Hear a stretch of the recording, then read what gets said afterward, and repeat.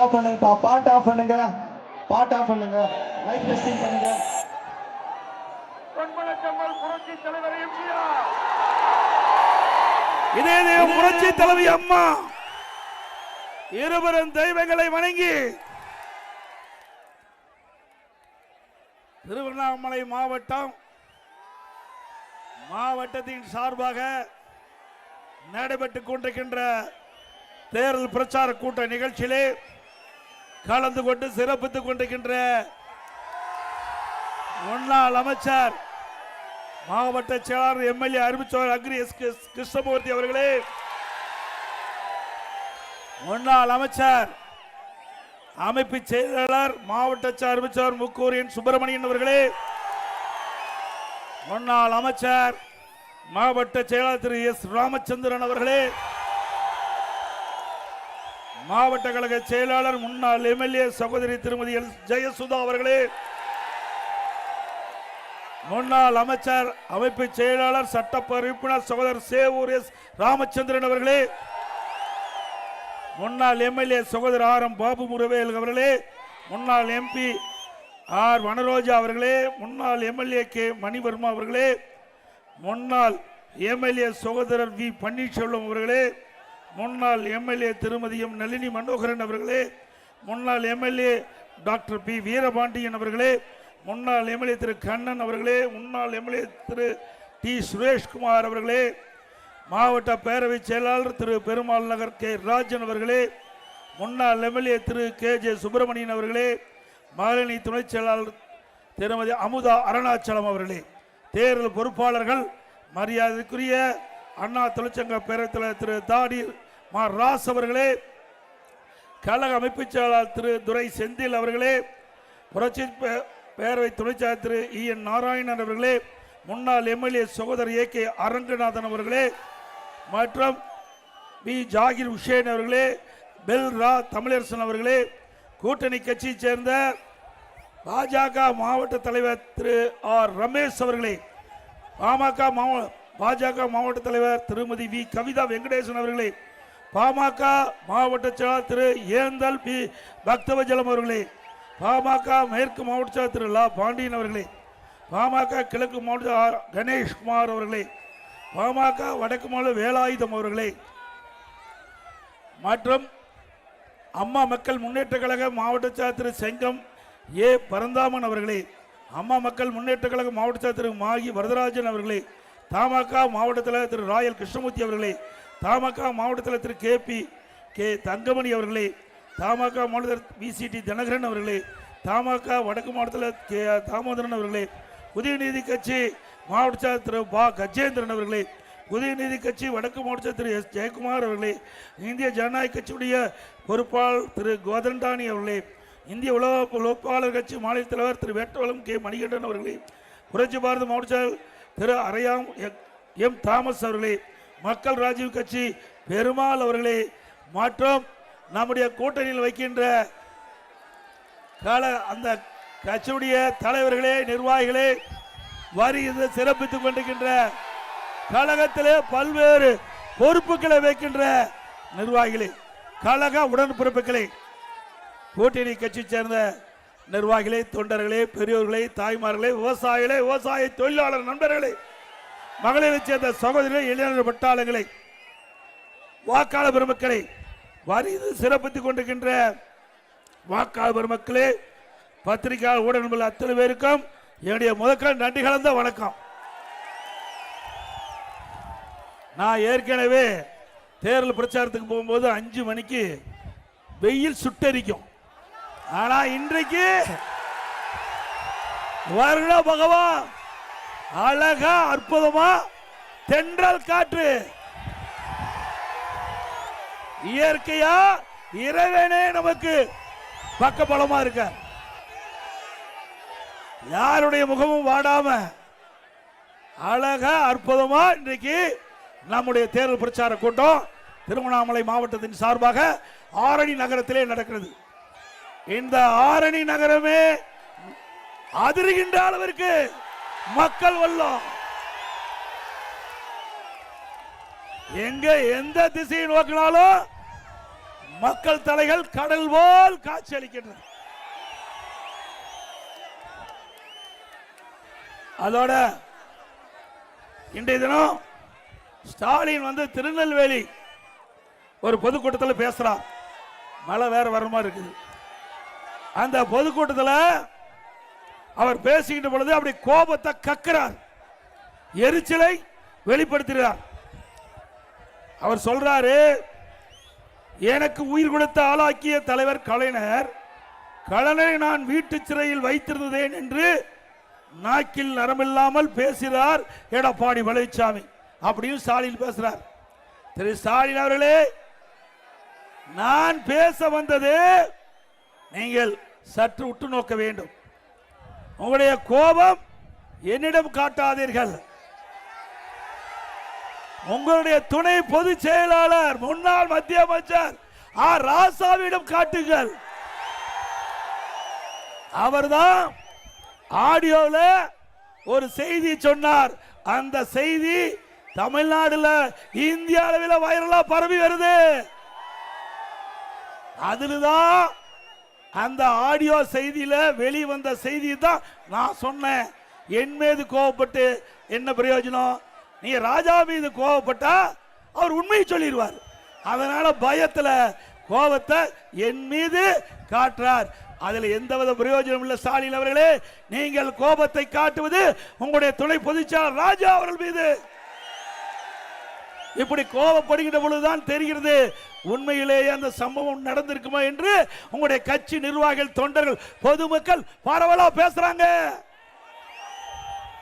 அதில் என்ன, திரு கருணாநிதி அவர்கள் உடல்நிலை சரியில்லா இருக்கும் போது ஸ்டாலின் வீட்டு சிறையில் வைத்ததாக அந்த ஆடியோ செய்தி திரு ராசா அவர்கள் குறிப்பிட்டது. அவர் சொன்னது தாங்க நான் சொன்னேன். உண்மைதானே? அவர் சொன்னதானே சொன்னேன். ஏடா அப்பாவே சிறையில் அடைக்கிறிய, இது நியாயமா? சொல்றார் உங்களை ஆளாக்குன்னு சொல்றார். உங்களை ஆளாக்கி இன்றைக்கு தமிழகம் மட்டுமல்ல இந்தியாவே உன்னை பாராட்டு, ஒரு காலத்தில் பாராட்டுகின்ற அளவிற்கு உன்னை எம்எல்ஏ ஆக்கி, மந்திரி ஆக்கி, துணை முதலமைச்சர் ஆக்கி, அந்த கட்சிக்கு செயல் தலைவர் ஆக்கினாரு. அதற்காக உங்க தந்தையே நீங்கள் சிறையில், வீட்டு சிறையில் இருந்ததாக ராசா அவர் சொல்றாங்க. நாமளே சொல்றோம், ராஜா தானே சொல்றாரு. அது கோபம் பொத்துக்கிட்டு வருது. அவளுடைய மகன் யாரு? அழகிரி சொல்றார். அழகிரி சொல்றார் இங்கிலீஷ்ல, my father is being held a prisoner. எங்க அப்பாவை சிறையில் வச்சுன்னு சொல்றார். யாரு? திரு கருணாநிதியுடைய மூத்த மகன் அழகிரியே சொல்றாரு. அது உண்மையாயிடுது இல்ல? ஏன்னா திரு ராசா அவர்கள் உண்மையை சொன்னா ஸ்டாலின் இருக்கிற இடம் வேற இடமா மாறிடும். அது மட்டும் இல்ல, இப்ப சந்தேகம் வலுக்குது. ஸ்டாலின் பேச பேச இதில் உண்மை இருக்குமா என்று மக்கள் சந்தேகிக்கிறார்கள். அதுல திரு ஸ்டாலின் அவர்கள் தன் அண்ணனை அழகிரி ஒதுக்கி வச்சிட்டீங்க. உங்கள் தங்கை கனிமொழி, திருமதி கனிமொழியை மாநில அரசுக்கு வராம தடுத்துட்டீங்க. உங்கள் தந்தை கருணாநிதி இறுதி காலம் வரை உங்களை நம்பி எந்த ஒரு முக்கிய பொறுப்பும் கொடுக்கல. கட்சி தலைவர் பதவி கூட கொடுக்கல, செயல் தலைவர் தான் கொடுத்தார். அப்படி நம்பிக்கைக்கு பாத்திரமானவர் இன்றைய முதலமைச்சர் ஸ்டாலின்.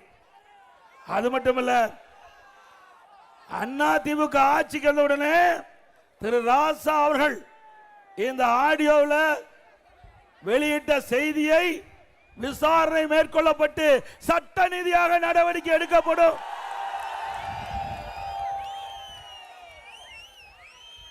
திரு ஸ்டாலின் அவர்களே, எங்களுடைய அம்மா இருந்த பொழுது என்னென்னலாம் பேசுனீங்க நீங்களே சொல்லுங்க. சரியா தவறான மக்களே முடிவு பண்ணுங்க. 2021 பொது தேர்தல், 2021 சட்டமன்ற பொது தேர்தல். அந்த சட்டமன்ற பொது தேர்தலில் 22வது தேர்தல் வாக்குறுதி திமுகவின் சார்பாக ஸ்டாலின் வெளியிட்டார். அதுல அவர் சொல்றார், முன்னாள் முதலமைச்சர் அம்மையார் அவர்களின் மரணம் குறித்து முறையான விசாரணை நடத்தப்பட்டு தவறு இழைத்தவர் எவரானும் அவர் உரிய சட்ட நடவடிக்கை உள்ளாக்கப்படுவார். நீ அறிக்கை கொடுத்திருக்கிற. இப்போ முன்னாள் முதலமைச்சர் திரு கலைஞர் அவர்கள் வீட்டு சிறையில் வைத்த அவர்களை சட்ட நீதியாக விசாரிக்கப்பட்டு அதில் உண்மை இருக்கும் பட்சத்தில் தகுந்த நடவடிக்கை அதிமுக அரசு எடுக்கலாம்ல. அவரு முன்னாள் முதலமைச்சர் தானே.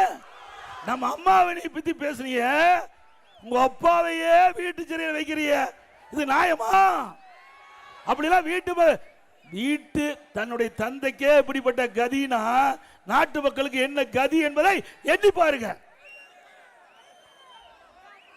அது மட்டுமல்ல,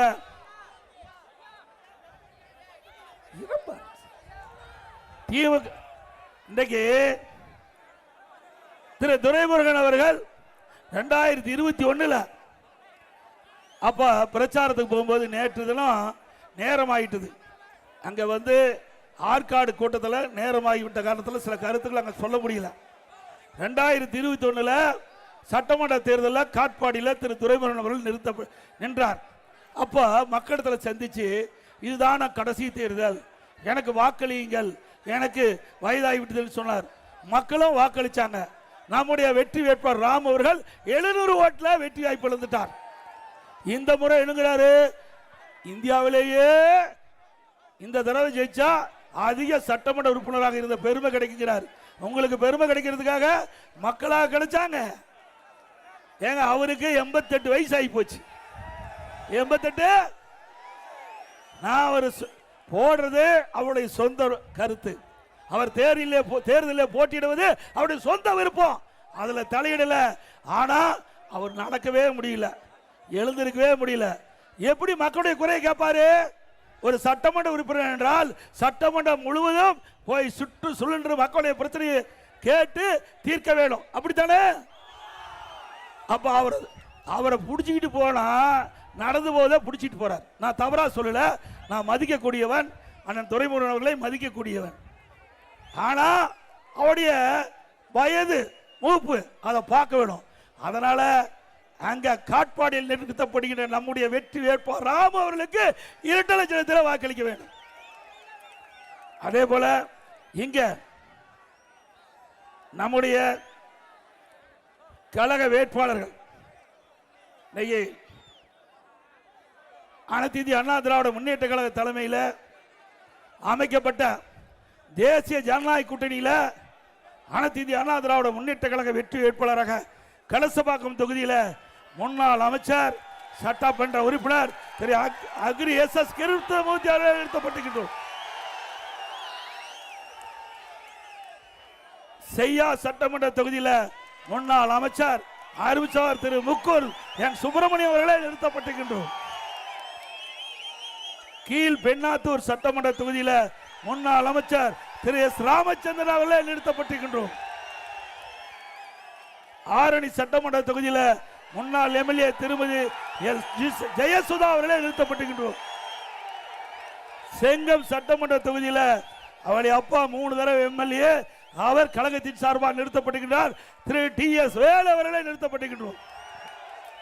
வந்தவாசி சட்டமன்ற தொகுதியில் திருமதி பி ராணி மகளிர் மாவட்டத்தால் நிறுத்தப்பட்டிருக்கின்றோம்.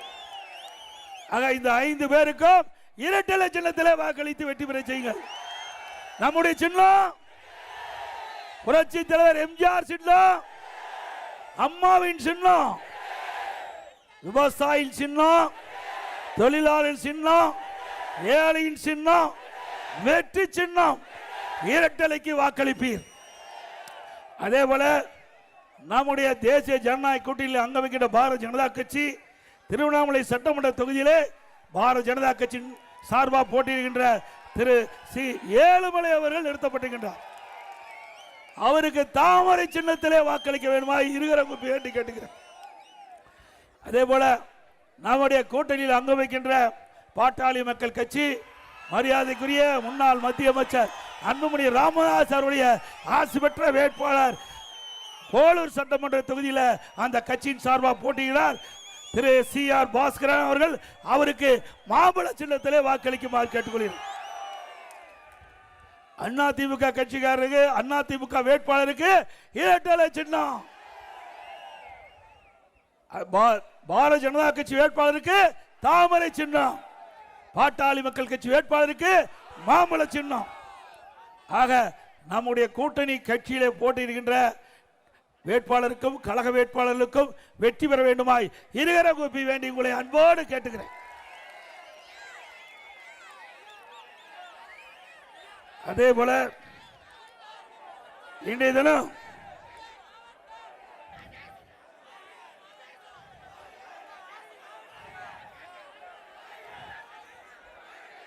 ஸ்டாலின் திருநெல்வேலியில் பேசிக்கிட்ட பொழுது சில கருத்துக்களை சொல்லியிருக்கிறார்.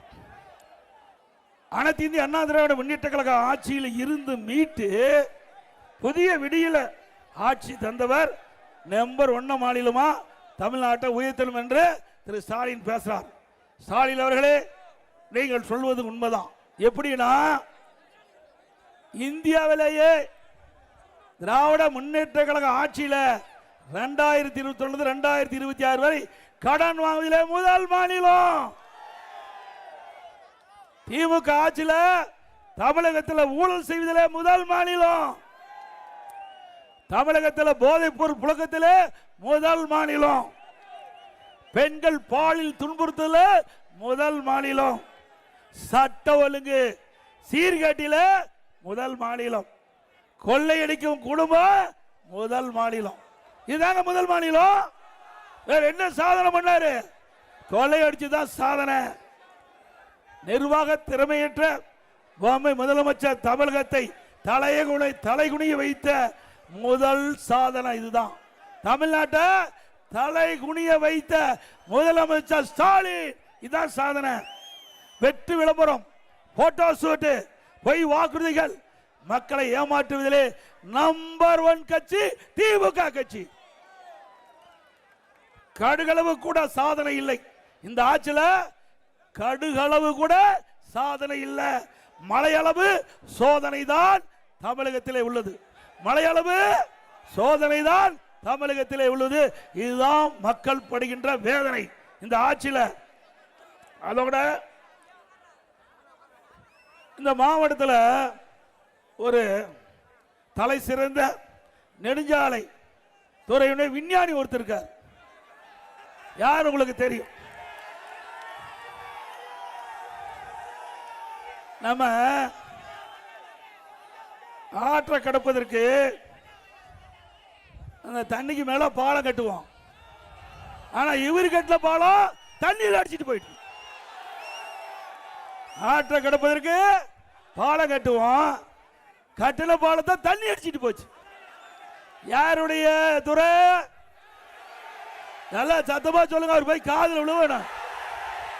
ஏவா வேலுத்துறை அவரு பேசுறாரு. எடப்பாடி பழனிசாமி அறிவிப்பு தண்ணியில் எழுதணுமா? தண்ணி தானே அடிச்சிட்டு போயிடுது பாலத்தை. அப்புறம் நல்லா சிந்திச்சு பாருங்க. தென்பெண்ணை ஆற்று தரமில்லாத பாலத்தை கட்டினார்.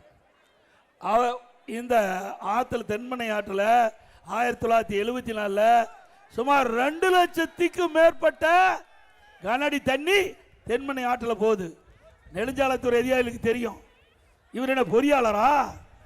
இவர் பேட்டி கொடுக்கும் போது சொல்றாரு, நிதி அதிகமா இருக்கிற காரணத்தால பாலத்தை குறுக்கி உயரத்தை கம்மி பண்ணி கட்டின, அந்த உயரத்தை குறைச்சி கட்டணும்னு சொல்றாரு. உங்களுக்கு எதுக்கு அந்த வேலை? அந்த வேலை பொறியாளர் பார்ப்பது, என்ஜினியர் பார்க்கின்ற வேலை. இவர் பெரிய என்ஜினியரா நினைச்சு 15 கோடி கட்டப்பட்ட பாலம் தண்ணியில் அடிச்சுக்கிட்டு போச்சு. யாருடைய பணம்? மக்களுடைய பணம். அந்த இன்ஜினியர்கிட்ட விட்டுருந்தா இன்னும் ஒரு 3 கோடி தான் செலவாயிருக்கும். அந்த பாலத்தை உயர்த்து கட்டினா தண்ணி அடிச்சுட்டு போயிருக்காது. ஆனா திராவிட முன்னேற்ற கழக ஆட்சியில தரமில்லாத பாலத்தை கட்டி இன்றைக்கு பாலம் தென்பெண்ணை ஆற்றில் வந்த தண்ணீரால் அடித்து செல்லப்பட்டது. இதை முறையான விசாரணை மேற்கொண்டு இதற்கு அதிமுக ஆட்சி வந்தவுடனே சரியான நடவடிக்கை எடுக்கப்படும். மக்களுடைய வரி பணம் அப்படி சொந்த வீட்டிலிருந்து எடுத்து செலவு செய்யல. மக்களுடைய வரி பணம் 15 கோடி வீணாக்கிட்டீங்க. நீங்க முறையா பொறியாளர்கள் திட்டமிட்டு அந்த பாலத்தை கட்டியிருந்தா பாலம் அப்படியே உறுதியோடு இருக்கும். இதோட வேடிக்கைன்னா நானே நேரடியாக வந்தேன். அந்த தண்ணி வந்த பொழுது நானே நேரடியாக வந்தேன். இந்த மேடையில் இருக்கின்ற எங்களுடைய நிர்வாகிகள்லாம் கூட வந்து பார்த்தாங்க. பக்கத்தில் அங்கே வந்து தகட மேடை ஒன்று இருக்குது. ஏதோ வெறும் 5 லட்சம் ரூபாய் கட்டல தகட மேடை, அது உறுதியாக இருக்குது.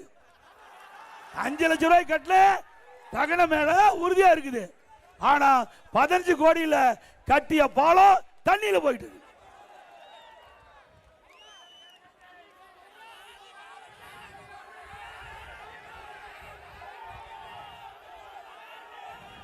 அதே போல இன்னொரு கருத்தையும் ஸ்டாலின் சொல்றார். ஒரு களங்கத்தை என் மீது சுமத்தி இருக்கிறார். திரு கருணாநிதி அவர்கள் இறந்துட்டார். அவர் நல்லடக்கம் செய்வதற்கு அவர் அடக்கம் செய்ய மெரினாவில் இடம் வேணும்னு கேட்டார். நான் முதலமைச்சர் இருந்த போது நான் தெளிவுபடுத்தினேன். இதே கருணாநிதி அவர்கள் முதலமைச்சர் இருந்த பொழுது நம்முடைய பொன்மனச்செம்மல் புரட்சி தலைவர் எம்ஜிஆருடைய மனைவி திருமதி ஜானகி அம்மாள் அவர்கள் முதலமைச்சராக இருந்து கொஞ்ச நாள் இருந்து இறந்துட்டாங்க. நாங்கள் அண்ணா திமுக சார்பாக கேட்டோம். அவர் புரட்சி தலைவர் எம்ஜிஆருடைய மனைவி, அவரும் முதலமைச்சராக இருந்தார். அவருக்கு பொன்மனச்செம்மல் புரட்சி தலைவர் எம்ஜிஆருக்கு பக்கத்தில் இன்னைக்கு மெரினாவில் நாங்கள் அடக்கம் செய்யணும். கொடுக்க முடியாது. முதலமைச்சராக இருந்து இறந்தால்தான் மெரினாவில் இடம் கிடைக்கும். அவர் முதலமைச்சராக இல்லை, முன்னாள் முதலமைச்சர். அது மட்டும் இல்லை, ராமாபுரம் தோட்டத்தில் அவருக்கு சொந்த நிலம் இருக்குது. அதில் நல்லடக்கம் செய்யலாம். அரசாங்கத்தின் சார்பாக காவல்துறை மரியாதை செலுத்தப்படும் என்று அமைச்சரவையில் கூட்டத்தில் நடவடிக்கை எடுத்தீங்க. அந்த கூட்டத்தில் தீர்மானம் போட்டீங்க. அதுக்கு முந்தி பெருந்தலைவர் காமராஜர் அவர்கள் அவர் முதலமைச்சர் இருந்து நிறைய நாட்டு மக்களுக்கு நன்மை செஞ்சிருக்கிறார். இன்றைக்கும் பெருந்தலைவர் காமராஜுக்கு தமிழ்நாட்டில் தனி மரியாதை இருக்குது. அவர் எந்த கட்சியாக இருந்தாலும் அதை பற்றி யாரும் பொருட்படுத்துவதில்லை. மக்களுக்கு சேவை செய்த ஒரு மனிதர் பெருந்தலைவர் காமராஜ் என்று இன்றைக்கும் மக்களால் போற்றப்படுகின்ற தலைவர். அவருக்கு மெரினாவில் ஒரு இடம் வேணும்னு திரு கருணாநிதி அவர்கள் முதலமைச்சர் இருந்த பொழுது நம்முடைய காங்கிரஸ் கட்சியிலிருந்து நம்முடைய கட்சியில் இணைந்த SR பாலசுப்ரமணியம் அவரோட 2 பேர் போய் திரு கருணாநிதி கேட்குறாங்க. அப்போ கருணாநிதி சொல்கிறாரு, முதலமைச்சராக இருந்து இறந்தால்தான் மெரினாவில் நல்லடக்கம் செய்ய இடம் கொடுக்க முடியும். ஆனால் உங்களுக்கு அங்கே நம்முடைய கிண்டியில் இடம் கொடுப்புன்னு சொன்னாங்க. அப்படின்னா திரு கருணாநிதி யாரு? முன்னாள் முதலமைச்சர் தானே. மற்ற முன்னாள் முதலமைச்சருக்கு ஒரு நியாயம், இவருடைய அப்பாவுக்கு ஒரு நியாயமா? நான் தான் சொன்னேன், ஏற்கனவே ஒப்பா தெரிவிச்சிட்டாரு, ஒப்பா தீர்மானம் போட்டிருக்காரு. அதன் அடிப்படையில் முன்னாள் முதலமைச்சராக திரு கருணாநிதி அவர்களுக்கு மெரினாவில் இடமில்லை, கிண்டியில் 2 ஏக்கர் நிலம் கொடுப்பதா சொன்னேன். நிலமும் கொடுக்க முயற்சி கொடுத்துட்டேன். ஆனால் அதை மறுத்து நீதிமன்றத்துக்கு போனீங்க. திரு ஸ்டாலின் அவர்களே, உண்மையை மறைக்க முடியாது, உண்மையை மறைக்க முடியாது. உங்க அப்பா இருக்கின்ற பொழுது ஒரு முன்னாள் முதலமைச்சருக்கு ஒரு நியாயம், நீங்க வந்து எங்க இடத்துல முறையிடுகின்ற பொழுது உங்க அப்பா என்ன முடிவு எடுத்தாரோ அதே முடிவை நான் எடுத்தேன், வேற ஒண்ணும் இல்லை.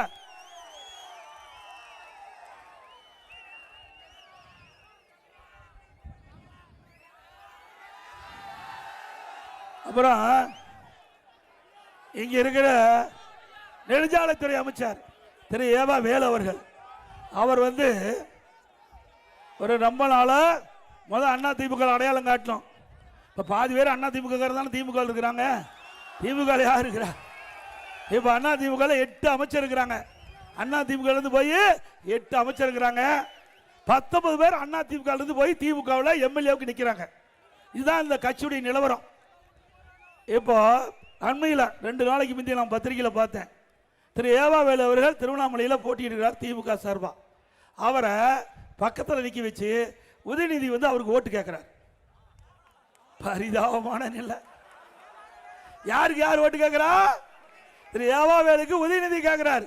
இவர் எப்ப கட்சிக்கு வந்தாரு, அவர் எப்ப கட்சிக்கு வந்தாரு? எவ்வளவு கேவலம்!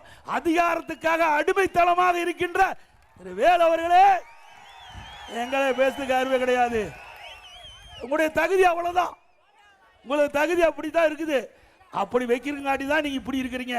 இல்லைன்னா உங்களையும் அடக்க முடியாது. அவர்களும் உங்களுக்கு தகுந்த மாதிரி தான் பக்கத்தில் நிற்க வச்சு உதயநிதி அவர்கள், திரு வேலு அவர்கள், இதுதான் திருவண்ணாமலை சட்டமன்ற தொகுதியில் திமுக வேட்பாளர், நல்லவர் வல்லவர், இவருக்கு ஓட்டு போடுன்னு அவர் இவருக்கு பிரச்சாரம் பண்றாரு. அப்படிப்பட்ட கட்சி திமுக கட்சி.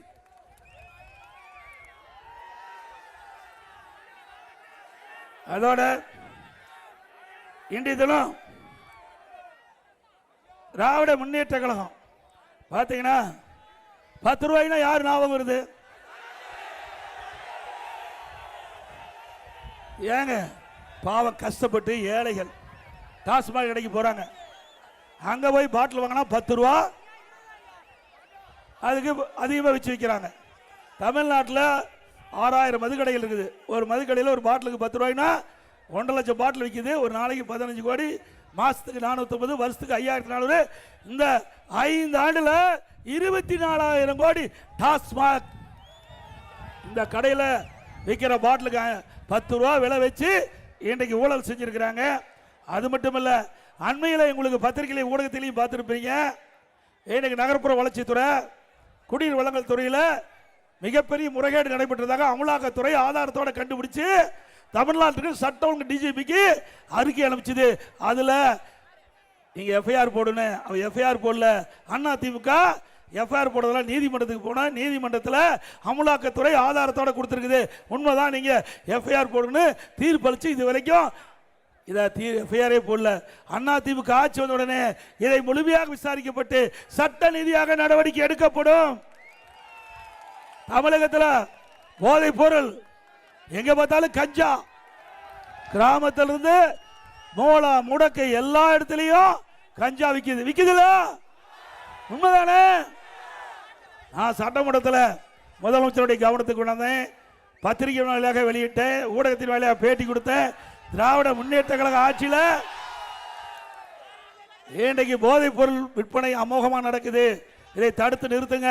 இளைஞர்களும் மாணவர்கள், இளைஞர்கள், பொதுமக்கள் கஞ்சாவுக்கு அடிமையாகி சீரழியக்கூடிய நிலை தமிழகத்தில் பார்க்கப்படுகிறது.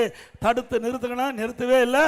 ஏன்னா இந்த போதைப் பொருள் விற்பனைக்கு துணை இருப்பது திமுக நிர்வாகிகள் என்று பரவலாக பேசப்படுது. காவல்துறையால் கட்டுப்படுத்த முடியல. மீண்டும் அண்ணா திமுக உங்களுடைய ஆதரவோடு வந்தவுடனே 3 மாதத்தில் தமிழகத்தில் கஞ்சா இல்லாத நிலையை உருவாக்குவோம். அறவா கஞ்சா ஒழிக்கப்படும்.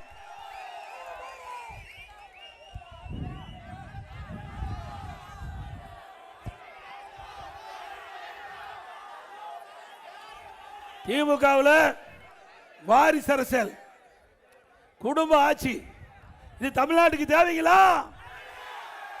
இந்த ஆட்சியில் முடிவு கட்டுவீங்களா? ஆக குடும்ப ஆட்சிக்கு, வாரிசு அரசியலுக்கு முடிவு கட்டுகின்ற தேர்தல் சட்டமன்ற பொது தேர்தல். அதோட இன்றைக்கு நாட்டில் எவ்வளவு பிரச்சனை இருக்குது. இந்த பிரச்சனையெல்லாம் இந்த துணை முதலமைச்சர் கண்ணுக்கு தெரியல. இன்றைக்கு சென்னை மத்திய பகுதியில் கார் பந்தயம் நடத்துறார். கார் பந்தயம் நடத்துறார். பல 100 கோடி ரூபாயில மக்களுடைய வரிப்பணத்தில் கார் பந்தயம் நடத்துறார். இது தேவைங்களா? மக்களுக்கு எவ்வளவு பிரச்சனை இருக்குது. அதையெல்லாம் தீர்க்க மனசு வரல. இவர்கள் மக்களுடைய வரிப்பணத்தை ஊதாரித்தனமாக செலவு செய்கின்ற ஆட்சி மீண்டும் தமிழகத்தில் வர வேணுங்களா? சத்தமா சொல்லுங்க. இதுதான் இப்படின்னா, திமுக எம்எல்ஏ ஒரு மருத்துவமனை நடத்துறார்.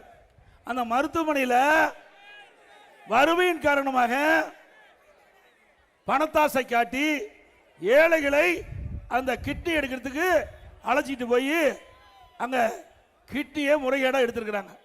இதில் திராவிட முன்னேற்ற கழக ஆட்சியிலே இப்படிப்பட்ட புகாரை விசாரிக்க வேண்டும் ஒரு குழு போட்டு அந்த எம்எல்ஏ மருத்துவமனைக்கு இந்த குழு போய் ஆய்வு செஞ்சு இந்த ஆய்வில் முறைகேடு நடைபெற்றது உண்மை என்று கண்டுபிடிக்கப்பட்ட பிறகு இதுவரைக்கும் நடவடிக்கை எடுக்கல.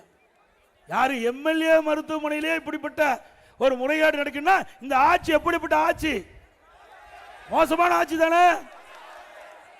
அண்ணா திமுக ஆட்சிக்கு உடனே இந்த கிட்னி முறைகேட்டில் ஈடுபட்டவர்களை சட்டத்தின் முன் நிறுத்தப்பட்டு தகுந்த நடவடிக்கை எடுக்கப்படும்.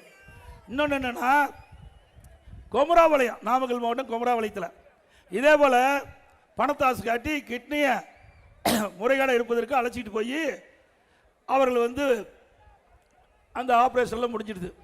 அவர்களும் திரும்பி வந்து ஒரு வருஷம் கழிச்சு பார்த்தா அந்த அம்மாவுக்கு உடம்பு சரியில்லை. போய் மருத்துவமனையில் ஸ்கேன் பண்ணி பார்த்தா கிட்னிக்கு பதிலாக கல்லீரல் எடுத்துட்டாங்க. கிட்னிக்கு பதிலாக எப்படிப்பட்ட கொடுமை பாருங்க. வறுமையின் காரணமாக உறுப்பை திருடுகின்ற அரசாங்கம் தேவையா? அதனால வந்திருக்கிற கழக நிர்வாகிகள், தொண்டர்கள், திமுக மருத்துவமனைக்கு போயிடாதீங்க. திமுக நடத்துற மருத்துவமனைக்கு போயிடாதீங்க. யாராவது போய் ஆபரேஷன் பண்ணி இருந்தா நேரடியாக ஸ்கேன் பண்ணி பார்த்துங்க, உள்ள இருக்கிற உறுப்பு இருக்குதா இல்லையான்னு. இல்லைன்னா திருடிடுவாங்க. இன்னைக்கு திராவிட முன்னேற்ற கழகத்தில் 520 அறிவிப்புகள் வெளியிட்டாங்க. 520 அறிவிப்புகளை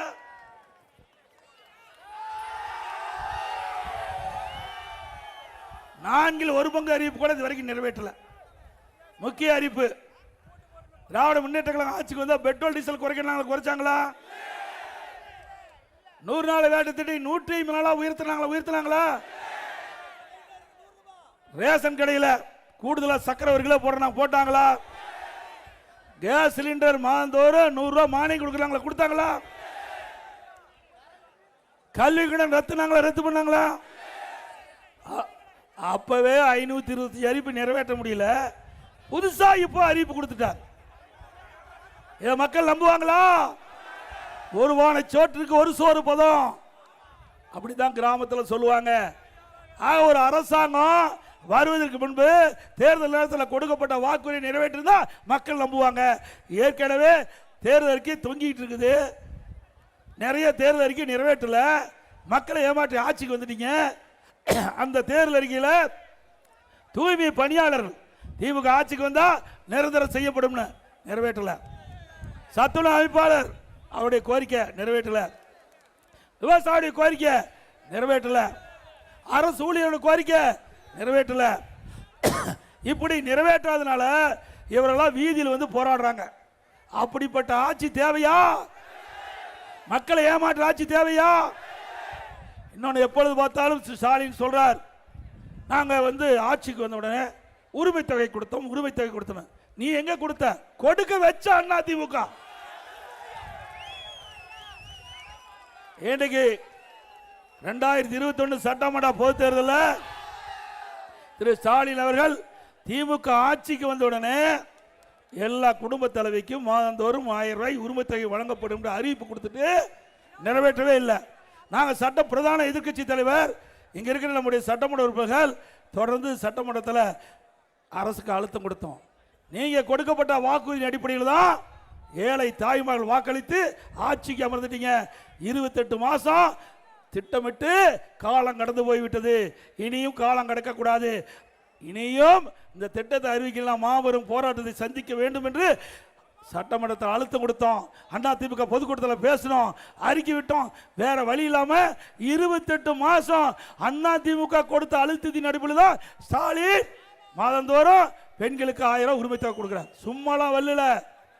அண்ணா திமுக எடுத்த முயற்சியின் காரணமாக தான் இந்த 1000 உரிமை தொகை வந்தது என்பதை நேரத்தில் தெரிவித்து, அதோட இன்றைக்கு அண்ணா திமுக ஆட்சியில் எதுவுமே செயல்படுத்தல என்ற ஒரு கருத்தை சொல்லியிருக்காரு.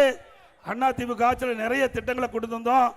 அருள்மிகு அருணாச்சலேஸ்வரர் திருக்கோயில் மத்திய தொழில்துறை கைப்பற்ற நினைத்த போது உச்சநீதிமன்றம் வரை சென்று வழக்கு போட்டு மீட்டெடுத்தவர் நம்முடைய இதயம் புரட்சி தலைவி அம்மா அவர்கள். அருள்மிகு அருணாச்சலேஸ்வரர் திருக்கோயில் 8 கோடி மதிப்பீட்டில் திருக்கோயில் குடமுழுக்கு விழா சிறப்பாக நடைபெற்றது. கிரிவலத்தை சீர் செய்ய 64 கோடி செலவு செய்த அரசாங்கம்.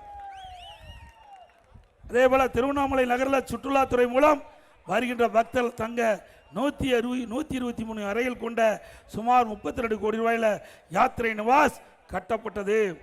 அதே போல திருவண்ணாமலை அரசு மருத்துவக் கல்லூரி மற்றும் மருத்துவமனை வளாகத்தில் மகப்பேறு மற்றும் குழந்தைகள் நல சிகிச்சை பிரிவு கட்டிடம் 11 கோடி பணிகள் முடிக்கப்பட்டன. 50 பணிகள் கொண்ட ஐஸ் மருத்துவமனை 7 கோடி மதிப்பீட்டில் செய்யப்பட்டது. திருவண்ணாமலை மாவட்டத்தில் வரகா நதி, கீழச்செய்யாறு, கிள்ளியாறு உபவடி நிலையில் 75 கோடியில் நிறைவேற்றப்பட்டது. அதோட மரபு சார்ந்த நீர்நிலை புனரமைக்க 21 கோடியில் 54 ஏரிகள் புனரமைக்கப்பட்டன. அதில் குடிமராமத்து திட்டம், இது விவசாயம் நிறைந்த பகுதி. நான் ஒரு விவசாயி, உங்களை பார்ப்பதே மகிழ்ச்சி அடைகிறேன். ஆக விவசாயி இந்த நாட்டுக்கு உணவளிக்கக்கூடியவர், இரவு பகல் பாராமல் உழைக்கின்றவர், வெயிலையும் மழையும் பொருட்படுத்தாமல் உழைக்கின்றவர், ரத்தத்தை வீரியா மண்ணிலே சிந்தி உழைக்கின்ற விவசாயி நன்மை பெற வேண்டும் என்பதற்காக எங்களுடைய அரசு நிறைய திட்டங்களை நிறைவேற்றணும். தொடர்ந்து அதிமுக ஆட்சி வந்தவுடனே இன்னும் பல திட்டங்கள் விவசாயிகளுக்காக நிறைவேற்றப்படும். அதிமுக ஆட்சி இருக்கும்போது 2 முறை விவசாயிகள் வாங்கிய பயிர்க்கடன் தள்ளுபடி செஞ்சோம். 2 முறை. 2016 அம்மா, 2021 12,100 கோடி விவசாயிகளுடைய கடன் தள்ளுபடி. விவசாயிகளுக்கு மும்முனை மின்சாரம் 24 மணி நேரம் விவசாயிகள் பம்பு செட்டை இயக்கலாம். இதெல்லாம் அதிமுக ஆட்சியில் கொண்டு வரப்பட்ட திட்டம். அதிமுக ஆட்சி வந்து நெல்லுக்கு உரிய விலை கிடைக்கும், கரும்புக்கு உரிய விலை உயர்த்தி கொடுக்கப்படும். மீண்டும் அதிமுக ஆட்சி வந்த உடனே விவசாயிகள் வாங்கிய பயிர்க்கடன் தள்ளுபடி செய்யப்படும். நிறைய திட்டங்களை இந்த மாவட்டத்தில் கொடுத்திருக்கிறோம். அதே போல திரு ஸ்டாலின் அவருக்கு தெரியலனா இதெல்லாம் அனுப்பி வைக்கிறோம். திருவண்ணாமலை மாவட்டத்தில் மட்டும் பல திட்டங்களை நிறைவேற்றிய அரசாங்கம் அதிமுக அரசாங்கம். இன்றைக்கு பல தாலுகாக்கள் உருவாக்கி இருக்கிறோம், கோட்டங்களை உருவாக்கி இருக்கிறோம். அது மட்டும் இல்ல, நிறைய பாலங்களை கட்டி கொடுத்திருக்கிறோம். இப்படி பல திட்டங்களை கொண்டு வந்த அரசு அதிமுக அரசு என்பதை நேரத்திலே தெரிவித்து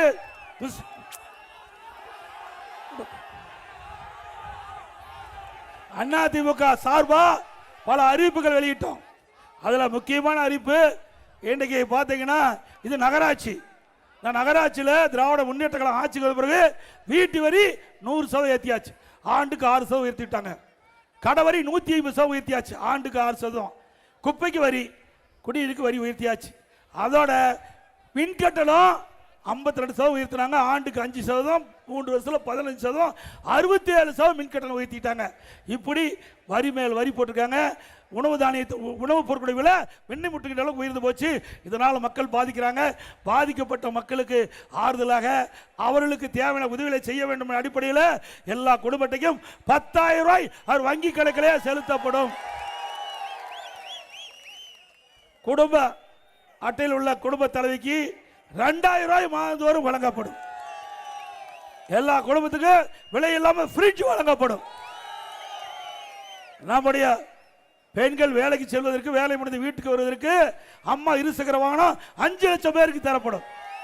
ஒவ்வொரு அம்மா இருசக்கர வாகனத்துக்கு 25,000 மானியம். எல்லா குடும்ப அட்டைதாரருக்கும் ஆண்டிற்கு 3 கேஸ் சிலிண்டர் விலை இல்லாமல் வழங்கப்படும். ஒவ்வொரு ஆண்டும் தைப்பொங்கல் வருகின்ற பொழுது பொங்கல் தோப்பு கொடுப்போம், அதோட 1000 ரூபாய் பொங்கல் பரிசு வழங்கப்படும். தீபாவளி வருகின்ற பொழுது நம்முடைய பெண்கள் மகிழ்ச்சியோடு கொண்டாடுவதற்கு பட்டுப்புடவை பெண்களுக்கு வழங்கப்படும். இன்னைக்கு மகளிருக்கு தான் நகர பேருந்துல கட்டணம்லாம் பயணம் செய்யறாங்க. இனி அதிமுக ஆட்சி வந்தன ஆண்களும் கட்டணம் இல்லாம நகர பேருந்துல பயணம் செய்யலாம். இன்றைக்கு ஆட்டோ ஓட்டுநர்கள் அந்த ஆட்டோ ஓட்டுநர் சங்கத்தில் பதிவு செய்யப்பட்ட புதிய ஆட்டோ வாங்கினா 75,000 ரூபாய் மானியம் கொடுக்கப்படும். முதியோர்களுக்கு அவருடைய ஓய்வூதியம் 2,000 ரூபாய் உயர்த்தி வழங்கப்படும். படித்து பட்டம் பெற்ற இளைஞர்கள் வேலைவாய்ப்பு அலுவலகத்தில் பதிவு செஞ்சு பணி கிடைக்காம இருக்கின்ற அந்த இளைஞர்களுக்கு மாதந்தோறும் 2,000 ரூபாய் வழங்கப்படும். +2 வரை படித்தவர்களுக்கு 1,000 ரூபாய் வழங்கப்படும். இப்படி பல திட்டங்கள் அதிமுக அரசு மக்களுக்கு வழங்கப்படுவது மட்டுமல்ல, ரேஷன் கடையில் விலையெல்லாம் அரிசி கொடுக்குறாங்க. அதிமுக ஆட்சி வந்த உடனே கடையில் எப்படி அற்புதமான அரிசி இருக்குதோ அதே போல அரிசி எல்லா ரேஷன் கடையிலும் வழங்கப்படும். இப்ப அரிசி தான் விலையில்லாம வழங்குறோம். அதிமுக ஆட்சி உங்கள் தொழிலோடு வந்த உடனே பருப்பு விலையில்லாம வழங்கப்படும், சமையல் எண்ணெய் விலையில்லாம வழங்கப்படும். ஆக முக்கிய பல திட்டங்கள் அதிமுக ஆட்சியில் நிறைவேற்றப்பட்டிருக்கின்ற செய்தி இந்த நேரத்தில் திட்டு. அதே போல கட்டிட தொழிலாளர்கள் அவர்களது பணியில் இருக்கின்ற பொழுது தவறி விழுந்து உயிரிழந்தால் அந்த குடும்பத்திற்கு 25 லட்சம் ரூபாய் நிவாரணம் வழங்கப்படும். அந்த பணியில் ஈடுபடுகின்ற போது அவள் கடுமையான பாதிப்புக்குள்ளான அவர்களுக்கு உரிய சிகிச்சை அளிப்பதற்கு தேவையான நிதி வழங்கப்படும் என்ற செய்தி இந்த நேரத்தில் தெரிவித்து, மக்களை காப்போம், தமிழகத்தை மீட்போம், மக்களை தமிழகத்தை மக்களை தமிழகத்தை மக்களை தமிழகத்தை ஸ்டாலின் மாடல் அரசு, ஃபெயிலியர் மாடல் அரசு. Bye bye Stalin. நன்றி, வணக்கம்.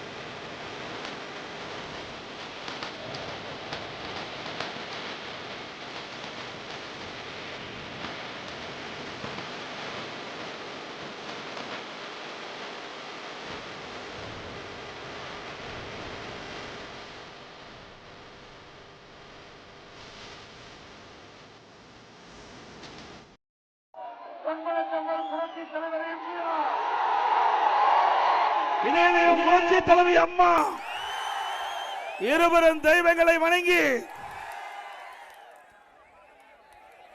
திருவண்ணாமலை மாவட்டத்தின் சார்பாக நடைபெற்றுக் கொண்டிருக்கின்ற தேர்தல் பிரச்சார கூட்ட நிகழ்ச்சியிலே கலந்து கொண்டு சிறப்பித்துக் கொண்டிருக்கின்ற முன்னாள் அமைச்சர் மாவட்ட செயலாளர் எம்எல்ஏ அறிவிச்சவர் அக்ரி எஸ் கிருஷ்ணமூர்த்தி அவர்களே, முன்னாள் அமைச்சர் அமைப்பு செயலாளர் மாவட்ட அறிவிச்சவர் முக்கூரியன் சுப்பிரமணியன் அவர்களே, முன்னாள் அமைச்சர் மாவட்ட செயலாளர் திரு எஸ் ராமச்சந்திரன் அவர்களே, மாவட்ட கழக செயலாளர் முன்னாள் எம்எல்ஏ சகோதரி திருமதி எல் ஜெயசுதா அவர்களே, முன்னாள் அமைச்சர் அமைப்பு செயலாளர் சட்டப்பேரவை உறுப்பினர் சகோதரர் சேவூர் எஸ் ராமச்சந்திரன் அவர்களே, முன்னாள் எம்எல்ஏ சகோதரர் ஆர் எம் பாபு முருவேல் அவர்களே, முன்னாள் எம்பி ஆர் வனரோஜா அவர்களே, முன்னாள் எம்எல்ஏ கே மணிவர்மா அவர்களே, முன்னாள் எம்எல்ஏ சகோதரர் வி பன்னீர்செல்வம் அவர்களே, முன்னாள் எம்எல்ஏ திருமதி எம் நளினி மனோகரன் அவர்களே, முன்னாள் எம்எல்ஏ டாக்டர் பி வீரபாண்டியன் அவர்களே, முன்னாள் எம்எல்ஏ திரு கண்ணன் அவர்களே, முன்னாள் எம்எல்ஏ திரு டி சுரேஷ்குமார் அவர்களே, மாவட்ட பேரவை செயலாளர் திரு பெருமாள் நகர் கே ராஜன் அவர்களே, முன்னாள் எம்எல்ஏ திரு கே ஜே சுப்பிரமணியன் அவர்களே, மகளிரணி துணை செயலாளர் திருமதி அமுதா அருணாச்சலம் அவர்களே, தேர்தல் பொறுப்பாளர்கள் மரியாதைக்குரிய அண்ணா தொழிற்சங்க பேரவைத் தலைவர் திரு தாடி மா ராஸ் அவர்களே, கழக அமைப்பு செயலாளர் திரு துரை செந்தில் அவர்களே, புரட்சி பேரவை துணை செயலாளர் திரு இ என் நாராயணன் அவர்களே, முன்னாள் எம்எல்ஏ சகோதரர் ஏ கே அரங்கநாதன் அவர்களே மற்றும் பி ஜாகிர் உஷேன் அவர்களே, பெல் ரா தமிழரசன் அவர்களே, கூட்டணி கட்சியைச் சேர்ந்த பாஜக மாவட்ட தலைவர் திரு ஆர் ரமேஷ் அவர்களே, பாஜக மாவட்ட தலைவர் திருமதி வி கவிதா வெங்கடேசன் அவர்களே, பாமக மாவட்ட செயலாளர் திரு ஏந்தல் பி பக்தவஜலம் அவர்களே, பாமக மேற்கு மாவட்ட செயலாளர் திரு லா பாண்டியன் அவர்களே, பாமக கிழக்கு மாவட்ட ஆர் கணேஷ்குமார் அவர்களே, பாமக வடக்கு மாவட்ட வேலாயுதம் அவர்களே மற்றும் அம்மா மக்கள் முன்னேற்ற கழக மாவட்ட செயலாளர் திரு செங்கம் ஏ பரந்தாமன் அவர்களே, அம்மா மக்கள் முன்னேற்ற கழக மாவட்ட செயலாளர் திரு மாகி வரதராஜன் அவர்களே, தமாக மாவட்ட தலைவர் திரு ராயல் கிருஷ்ணமூர்த்தி அவர்களே, தமாக மாவட்ட தலைவர் திரு கே தங்கமணி அவர்களே, தமாக மாவட்ட விசிடி தினகரன் அவர்களே, தமாக வடக்கு மாவட்டத்தில் கே தாமோதரன் அவர்களே, புதிய நீதி கட்சி மாவட்ட செயலாளர் திரு பா கஜேந்திரன் அவர்களே, புதிய நீதி கட்சி வடக்கு மாவட்ட திரு எஸ் ஜெயக்குமார் அவர்களே, இந்திய ஜனநாயக கட்சியுடைய பொறுப்பாளர் திரு கோதண்டானி அவர்களே, இந்திய உழைப்பாளர் கட்சி மாநில தலைவர் திரு வேட்டவலம் கே மணிகண்டன் அவர்களே, புரட்சி பாரத மாவட்ட திரு அரையாம் எம் தாமஸ் அவர்களே, மக்கள் ராஜீவ் கட்சி பெருமாள் அவர்களே மற்றும் நம்முடைய கூட்டணியில் வைக்கின்ற அந்த கட்சியுடைய தலைவர்களே, நிர்வாகிகளே, வருகின்ற சிறப்பித்துக் கொண்டிருக்கின்ற கழகத்திலே பல்வேறு பொறுப்புகளை வைக்கின்ற நிர்வாகிகளே, கழக உடன்பிறப்புகளே, கூட்டணி கட்சி சேர்ந்த நிர்வாகிகளே, தொண்டர்களே, பெரியோர்களே, தாய்மார்களே, விவசாயிகளே, விவசாய தொழிலாளர் நண்பர்களே, மகளிரை சேர்ந்த சகோதரிகளே, இளைஞர் பட்டாளங்களே, வாக்காளர் பெருமக்களை வரிது சிறப்பித்துக் கொண்டிருக்கின்ற வாக்காளர் பெருமக்களே, பத்திரிகையாளர் ஊடகங்கள் அத்தனை பேருக்கும் என்னுடைய முதற்க நன்றி கலந்த வணக்கம். நான் ஏற்கனவே தேர்தல் பிரச்சாரத்துக்கு போகும்போது 5 மணிக்கு வெயில் சுட்டரிக்கும். ஆனா இன்றைக்கு வருண பகவான் அழகா அற்புதமா தென்றல் காற்று இயற்கையா இறைவனே நமக்கு பக்கபலமா இருக்க, யாருடைய முகமும் வாடாம அழகா அற்புதமா இன்றைக்கு நம்முடைய தேர்தல் பிரச்சார கூட்டம் திருவண்ணாமலை மாவட்டத்தின் சார்பாக ஆரணி நகரத்திலே நடக்கிறது. இந்த ஆரணி நகரமே அதிர்கின்ற அளவிற்கு மக்கள் வெள்ளம். எங்க எந்த திசையை நோக்கினாலும் மக்கள் தலைகள் கடல் போல் காட்சி அளிக்கின்றன. அதோட இன்றைய தினம் ஸ்டாலின் வந்து திருநெல்வேலி ஒரு பொதுக்கூட்டத்தில் பேசுறார். மழை வேற வர மாதிரி இருக்குது. அந்த பொதுக்கூட்டத்தில் அவர் பேசிக்கிட்ட பொழுது அப்படி கோபத்தை கக்கிறார், எரிச்சலை வெளிப்படுத்துகிறார். அவர் சொல்றாரு, எனக்கு உயிர் கொடுத்த ஆளாக்கிய தலைவர் கலைஞர், கலைஞரை நான் வீட்டு சிறையில் வைத்திருந்தேன் என்று நாக்கில் நரம்பில்லாமல் பேசுகிறார் எடப்பாடி பழனிசாமி அப்படின்னு ஸ்டாலின் பேசுறார். திரு ஸ்டாலின் அவர்களே, நான் பேச வந்தது நீங்கள் சற்று உற்று நோக்க வேண்டும். உங்களுடைய கோபம் என்னிடம் காட்டாதீர்கள். உங்களுடைய துணை பொதுச் செயலாளர் முன்னாள் மத்திய அமைச்சர் ஆர் ராசாவிடம் காட்டுங்கள். அவர்தான் ஆடியோவில் ஒரு செய்தி சொன்னார். அந்த செய்தி தமிழ்நாடுல இந்திய அளவில் வைரலா பரவி வருது. அதுலதான் அந்த ஆடியோ செய்தியில வெளிவந்த செய்தி தான் நான் சொன்னேன். என் மீது கோவப்பட்டு என்ன பிரயோஜனம்? நீங்க ராஜா மீது கோவப்பட்டா அவர் உண்மையை சொல்லிடுவார். அதனால பயத்துல கோபத்தை என் மீது காட்டுறார். அதுல எந்தவித பிரயோஜனம் இல்லை. ஸ்டாலின் அவர்களே, நீங்கள் கோபத்தை காட்டுவது உங்களுடைய துணை பொதுச்செயலாளர் ராஜா அவர்கள் மீது. இப்படி கோபப்படுகின்ற பொழுதுதான் தெரிகிறது உண்மையிலேயே அந்த சம்பவம் நடந்திருக்குமா என்று. உங்களுடைய கட்சி நிர்வாகிகள், தொண்டர்கள், பொதுமக்கள் பரவலா பேசுறாங்க. அதுல என்ன, திரு கருணாநிதி அவர்கள் உடல்நிலை சரியில்லா இருக்கும் போது ஸ்டாலின் வீட்டு சிறையில் வைத்ததாக அந்த ஆடியோ செய்தி திரு ராசா அவர்கள் குறிப்பிட்டது. அவர் சொன்னது தாங்க நான் சொன்னேன். உண்மைதானே? அவர் சொன்னதானே சொன்னேன். ஏடா அப்பாவே சிறையில் அடைக்கிறிய, இது நியாயமா? சொல்றார் உங்களை ஆளாக்குன்னு சொல்றார். உங்களை ஆளாக்கி இன்றைக்கு தமிழகம் மட்டுமல்ல இந்தியாவே உன்னை பாராட்டு, ஒரு காலத்தில் பாராட்டுகின்ற அளவிற்கு உன்னை எம்எல்ஏ ஆக்கி, மந்திரி ஆக்கி, துணை முதலமைச்சர் ஆக்கி, அந்த கட்சிக்கு செயல் தலைவர் ஆக்கினாரு. அதற்காக உங்க தந்தையே நீங்கள் சிறையில், வீட்டு சிறையில் இருந்ததாக ராசா அவர் சொல்றாங்க. நாமளே சொல்றோம், ராஜா தானே சொல்றாரு. அது கோபம் பொத்துக்கிட்டு வருது. அவளுடைய மகன் யாரு, அழகிரி சொல்றார். அழகிரி சொல்றார் இங்கிலீஷ்ல, my father is being held a prisoner. எங்க அப்பாவை சிறையில் வச்சுன்னு சொல்றார். யாரு? திரு கருணாநிதியுடைய மூத்த மகன் அழகிரியே சொல்றாரு. அது உண்மையாயிடுது இல்ல? ஏன்னா திரு ராசா அவர்கள் உண்மையை சொன்னா ஸ்டாலின் இருக்கிற இடம் வேற இடமா மாறிடும். அது மட்டும் இல்ல, இப்ப சந்தேகம் வலுக்குது. ஸ்டாலின் பேச பேச இதில் உண்மை இருக்குமா என்று மக்கள் சந்தேகிக்கிறார்கள். அதுல திரு ஸ்டாலின் அவர்கள் தன் அண்ணனை அழகிரி ஒதுக்கி வச்சிட்டீங்க. உங்கள் தங்கை கனிமொழி, திருமதி கனிமொழியே மாநில அரசுக்கு வராம தடுத்துட்டீங்க. உங்கள் தந்தை கருணாநிதி இறுதி காலம் வரை உங்களை நம்பி எந்த ஒரு முக்கிய பொறுப்பும் கொடுக்கல. கட்சி தலைவர் பதவி கூட கொடுக்கல, செயல் தலைவர் தான் கொடுத்தார். அப்படி நம்பிக்கைக்கு பாத்திரமானவர் இன்றைய முதலமைச்சர் ஸ்டாலின். அது மட்டுமல்ல, அண்ணா திமுக ஆட்சிக்கு வந்த உடனே திரு ராசா அவர்கள் இந்த ஆடியோவில் வெளியிட்ட செய்தியை விசாரணை மேற்கொள்ளப்பட்டு சட்ட ரீதியாக நடவடிக்கை எடுக்கப்படும்.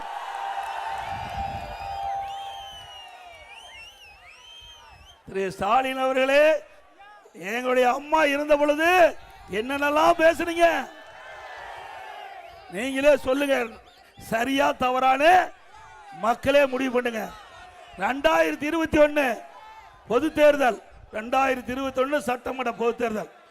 அந்த சட்டமன்ற பொது தேர்தலில் 22வது தேர்தல் வாக்குறுதி திமுகவின் சார்பாக ஸ்டாலின் வெளியிட்டார். அதுல அவர் சொல்றார், முன்னாள் முதலமைச்சர் அம்மையார் அவர்களின் மரணம் குறித்து முறையான விசாரணை நடத்தப்பட்டு தவறு இழைத்தவர் எவரானும் அவர் உரிய சட்ட நடவடிக்கை உள்ளாக்கப்படுவார். நீ அறிக்கை கொடுத்திருக்கிற. இப்போ முன்னாள் முதலமைச்சர் திரு கலைஞர் அவர்கள் வீட்டு சிறையில் வைத்த அவர்களை சட்ட நீதியாக விசாரிக்கப்பட்டு அதில் உண்மை இருக்கும் பட்சத்தில் தகுந்த நடவடிக்கை அதிமுக அரசு எடுக்கலாம்ல. அவரு முன்னாள் முதலமைச்சர் தானே. நம்ம அம்மாவை பத்தி பேசுறீங்க, உங்க அப்பாவையே வீட்டு சிறையில் வைக்கிறீங்க, இது நியாயமா? அப்படிலாம் வீட்டு தன்னுடைய தந்தைக்கே இப்படிப்பட்ட கதினா நாட்டு மக்களுக்கு என்ன கதி என்பதை எண்ணி பாருங்க. அது மட்டுமல்ல,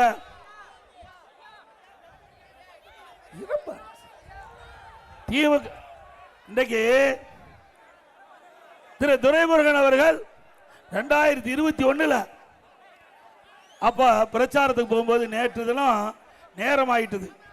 அங்க ஆற்காடு கூட்டத்தில் நேரமாகிவிட்ட காரணத்தில் சில கருத்துக்கள் அங்க சொல்ல முடியல.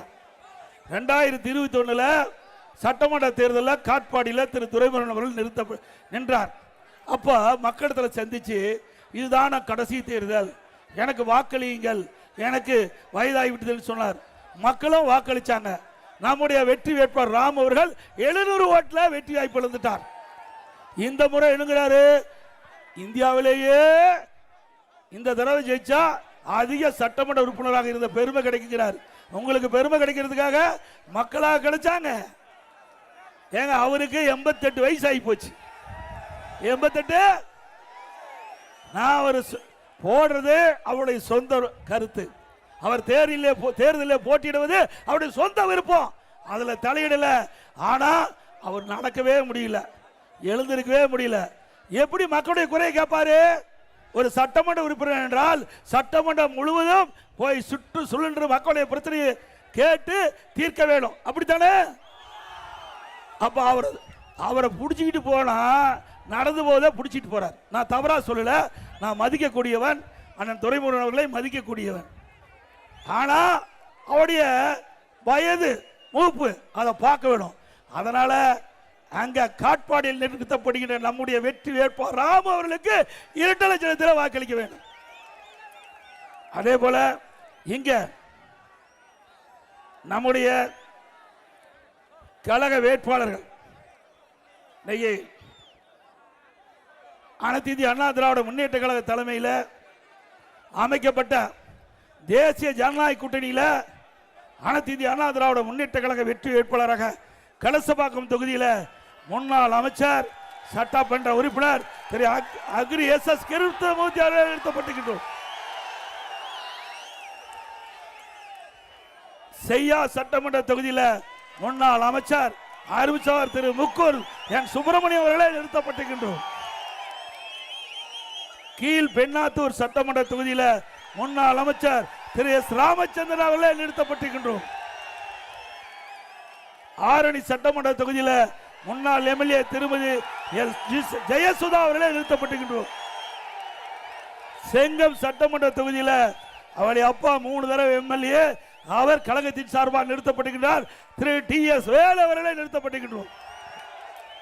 வந்தவாசி சட்டமன்ற தொகுதியில் திருமதி பி. ராணி மகளிர் மாவட்ட நிறுத்தப்பட்டிருக்கின்றோம்.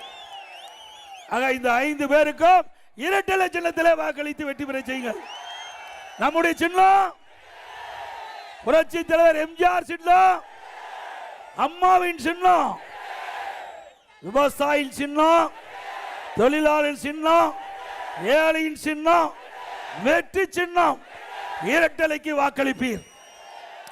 அதே போல நம்முடைய தேசிய ஜனநாயக கூட்டணியில் அங்க வைக்கின்ற பாரதிய ஜனதா கட்சி திருவண்ணாமலை சட்டமன்ற தொகுதியிலே பாரதிய ஜனதா கட்சியின் சார்பாக போட்டியிடுகின்ற திரு சி. ஏழுமலை அவர்கள் நிறுத்தப்பட்டிருக்கின்றார். அவருக்கு தாமரை சின்னத்திலே வாக்களிக்க வேண்டுமா இருக்கிற வேண்டி கேட்டுக்கிறேன். அதே போல நம்முடைய கூட்டணியில் அங்க வைக்கின்ற பாட்டாளி மக்கள் கட்சி மரியாதைக்குரிய முன்னாள் மத்திய அமைச்சர் அன்புமணி ராமதாஸ் அவருடைய ஆசி பெற்ற வேட்பாளர் போலூர் சட்டமன்ற தொகுதியில் அந்த கட்சியின் சார்பாக போட்டியிடார் திரு சி.ஆர். பாஸ்கரன் அவர்கள்.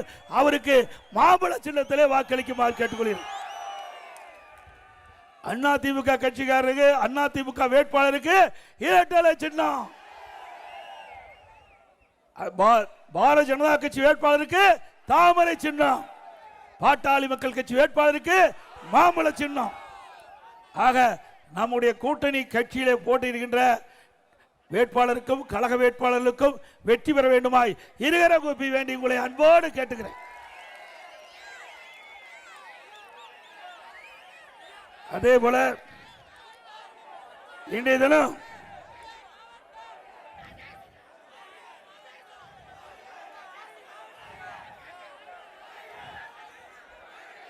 ஸ்டாலின் திருநெல்வேலியில் பேசிக்கிட்ட பொழுது சில கருத்துக்களை சொல்லியிருக்கிறார். அனைத்து இந்திய அண்ணா திராவிட முன்னேற்ற கழக ஆட்சியில் இருந்து மீட்டு புதிய விடியல ஆட்சி தந்தவர் நம்பர் 1 மாநிலமா தமிழ்நாட்டை உயர்த்தணும் என்று திரு ஸ்டாலின் பேசுறார். ஸ்டாலின் அவர்களே, நீங்கள் சொல்வது உண்மைதான். எப்படின்னா, இந்தியாவிலேயே திராவிட முன்னேற்ற கழக ஆட்சியில் 2021 2026 வரை கடன் வாங்குவதிலே முதல் மாநிலம். திமுக ஆட்சியில் தமிழகத்தில் ஊழல் செய்வதிலே முதல் மாநிலம். தமிழகத்தில் போதைப் பொருள் புழக்கத்திலே முதல் மாநிலம். பெண்கள் பாலியல் துன்புறுத்தல் முதல் மாநிலம். சட்ட ஒழுங்கு சீர்கேட்டில முதல் மாநிலம். கொள்ளையடிக்கும் குடும்பம் முதல் மாநிலம். இதுதாங்க முதல் மாநிலம். வேற என்ன சாதனை பண்ணாரு? கொள்ளையடிச்சுதான் சாதனை. நிர்வாக திறமையற்ற பொம்மை முதலமைச்சர் தமிழகத்தை தலைகுனிய வைத்த முதல் சாதனை இதுதான். தமிழ்நாட்டை தலைகுனிய வைத்த முதலமைச்சர் ஸ்டாலின், இதுதான் சாதனை. வெற்றி விளம்பரம், போட்டோ ஷூட், பொய் வாக்குறுதிகள், மக்களை ஏமாற்றுவதிலே நம்பர் 1 கட்சி திமுக கட்சி. கடுகளவு கூட சாதனை இல்லை இந்த ஆட்சியில. கடுகளவு கூட சாதனை இல்லை. மலையளவு சோதனை தான் தமிழகத்திலே உள்ளது. மலையளவு சோதனை தான் தமிழகத்திலே உள்ளது. இதுதான் மக்கள் படுகின்ற வேதனை இந்த ஆட்சியில. அதோட இந்த மாவட்டத்தில் ஒரு தலை சிறந்த நெடுஞ்சாலை துறையுடைய விஞ்ஞானி ஒருத்தர் இருக்கார். யார் உங்களுக்கு தெரியும்? நம்ம ஆற்றை கடப்பதற்கு அந்த தண்ணிக்கு மேல பாலம் கட்டுவோம். ஆனா இவர் கட்டின பாலம் தண்ணியில் அடிச்சிட்டு போயிட்டு. ஆற்றை கடப்பதற்கு பாலம் கட்டுவோம், கட்டின பாலத்தை தண்ணி அடிச்சிட்டு போச்சு. யாருடைய துறை? நல்லா சத்தமா சொல்லுங்க, அவர் போய் காதல் விழுவணும். ஏவா வேலுத்துறை அவரு பேசுறாரு. எடப்பாடி பழனிசாமி அறிவிப்பு தண்ணியில் எழுதணுமா? தண்ணி தானே அடிச்சிட்டு போயிட்டு பாலத்தை. அப்புறம் நல்லா சிந்திச்சு பாருங்க. தென்பெண்ணை ஆற்று தரமில்லாத பாலத்தை கட்டினார். இந்த ஆற்றுல தென்பெண்ணை ஆற்றில் 1974 சுமார் 2 லட்சத்துக்கும் மேற்பட்ட கனஅடி தண்ணி தென்பெண்ணை ஆற்றில் போகுது. நெடுஞ்சாலைத்துறை அதிகாரிகளுக்கு தெரியும். இவர் என்ன பொறியாளரா? இவர் பேட்டி கொடுக்கும்போது சொல்றாரு, நிதி அதிகமாக இருக்கிற காரணத்தால பாலத்தை குறுக்கி உயரத்தை கம்மி பண்ணி கட்டினேன், அந்த உயரத்தை குறைச்சி கட்டணும்னு சொல்றாரு. உங்களுக்கு எதுக்கு அந்த வேலை? அந்த வேலை பொறியாளர் பார்ப்பது, என்ஜினியர் பார்க்கின்ற வேலை. இவர் பெரிய என்ஜினியராக நினைச்சு 15 கோடி கட்டப்பட்ட பாலம் தண்ணியில் அடிச்சுக்கிட்டு போச்சு. யாருடைய பணம்? மக்களுடைய பணம். அந்த இன்ஜினியர்கிட்ட விட்டுருந்தா இன்னும் ஒரு 3 கோடி தான் செலவாயிருக்கும். அந்த பாலத்தை உயர்த்து கட்டினா தண்ணி அடிச்சுட்டு போயிருக்காது. ஆனா திராவிட முன்னேற்ற கழக ஆட்சியில் தரமில்லாத பாலத்தை கட்டி இன்றைக்கு பாலம் தென்பெண்ணை ஆற்றில் வந்த தண்ணீரால் அடித்து செல்லப்பட்டது. இதை முறையான விசாரணை மேற்கொண்டு இதற்கு அதிமுக ஆட்சி வந்தவுடனே சரியான நடவடிக்கை எடுக்கப்படும். மக்களுடைய வரி பணம் அப்படி சொந்த வீட்டிலிருந்து எடுத்து செலவு செய்யல. மக்களுடைய வரி பணம் 15 கோடி வீணாக்கிட்டீங்க. நீங்க முறையா பொறியாளர்கள் திட்டமிட்டு அந்த பாலத்தை கட்டியிருந்தா பாலம் அப்படியே உறுதியோடு இருக்கும். இதோட வேடிக்கைன்னா, நானே நேரடியாக வந்தேன். அந்த தண்ணி வந்த பொழுது நானே நேரடியாக வந்தேன். இந்த மேடையில் இருக்கின்ற எங்களுடைய நிர்வாகிகள்லாம் கூட வந்து பார்த்தாங்க. பக்கத்தில் அங்கே வந்து தகன மேடை ஒன்று இருக்குது. ஏதோ வெறும் 5 லட்சம் ரூபாய் கட்டில் தகன மேடை, அது உறுதியாக இருக்குது. 5 லட்சம் ரூபாய் கட்டில் தகன மேடை உறுதியாக இருக்குது. ஆனால் 15 கோடியில் கட்டிய பாலம் தண்ணியில் போயிட்டு.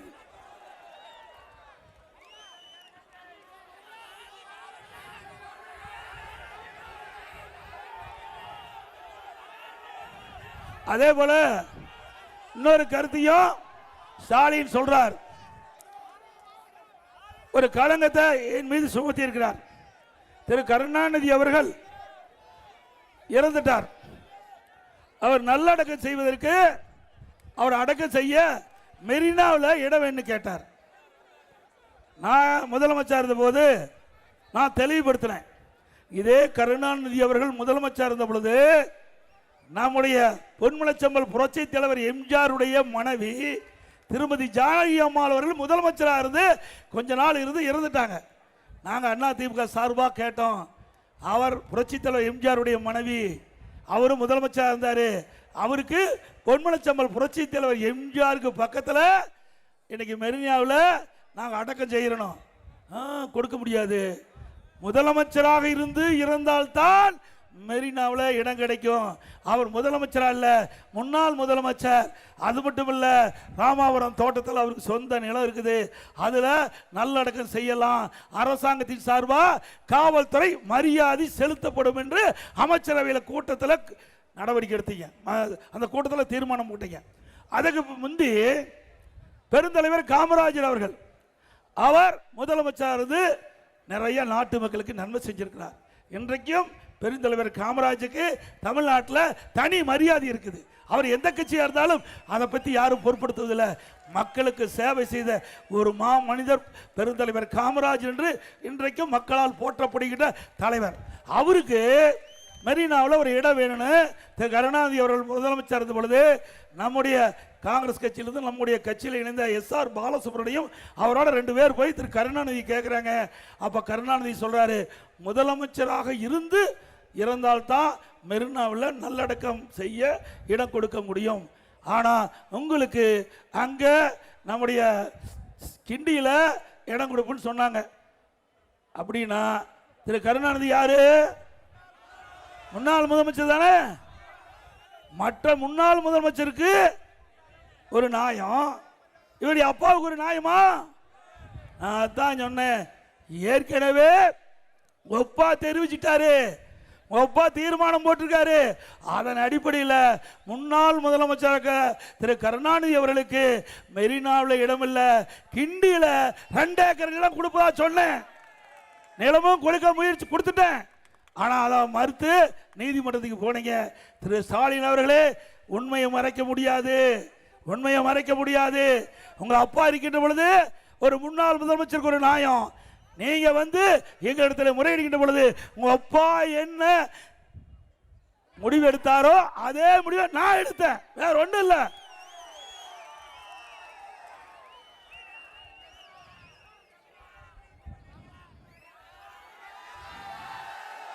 அப்புறம் இங்க இருக்கிற நெடுஞ்சாலைத்துறை அமைச்சர் திரு ஏவா வேலு அவர்கள், அவர் வந்து ஒரு ரொம்ப நாளா அண்ணா திமுக அடையாளம் காட்டணும். இப்போ பாதி பேர் அண்ணா திமுக தானே திமுக இருக்கிறாங்க. திமுக யார் இருக்கிறா? இப்போ அண்ணா திமுக 8 அமைச்சர் இருக்கிறாங்க. அண்ணா திமுக இருந்து போய் 8 அமைச்சர் இருக்கிறாங்க. 19 பேர் அண்ணா திமுக இருந்து போய் திமுகவில் எம்எல்ஏவுக்கு நிற்கிறாங்க. இதுதான் இந்த கட்சியுடைய நிலவரம். இப்போ அண்மையில் 2 நாளைக்கு முந்தைய நான் பத்திரிகையில் பார்த்தேன். திரு ஏவா வேலு அவர்கள் திருவண்ணாமலையில் போட்டியிடுகிறார் திமுக சார்பா. அவரை பக்கத்தில் நிற்க வச்சு உதயநிதி வந்து அவருக்கு ஓட்டு கேட்கிறார். பரிதாபமான நிலை. யாருக்கு யார் ஓட்டு கேட்கிறா? திரு ஏவா வேலுக்கு உதயநிதி கேட்கிறார். இவர் எப்ப கட்சிக்கு வந்தாரு, அவர் எப்ப கட்சிக்கு வந்தாரு? எவ்வளவு கேவலம்! அதிகாரத்துக்காக அடிமைத்தனமாக இருக்கின்ற திரு வேலு அவர்களே, எங்களை பேசுறதுக்கு அறிவே கிடையாது. உங்களுடைய தகுதி அவ்வளவுதான். உங்களுக்கு தகுதி அப்படித்தான் இருக்குது. அப்படி வைக்கிறங்காட்டி தான் நீங்க இப்படி இருக்கிறீங்க. இல்லைன்னா உங்களையும் அடக்க முடியாது. அவர்களும் உங்களுக்கு தகுந்த மாதிரி தான் பக்கத்தில் நிற்க வச்சு உதயநிதி அவர்கள் திரு வேலு அவர்கள் இதுதான் திருவண்ணாமலை சட்டமன்ற தொகுதியில் திமுக வேட்பாளர் நல்லவர் வல்லவர் இவருக்கு ஓட்டு போடுன்னு அவர் இவருக்கு பிரச்சாரம் பண்றாரு. அப்படிப்பட்ட கட்சி திமுக கட்சி.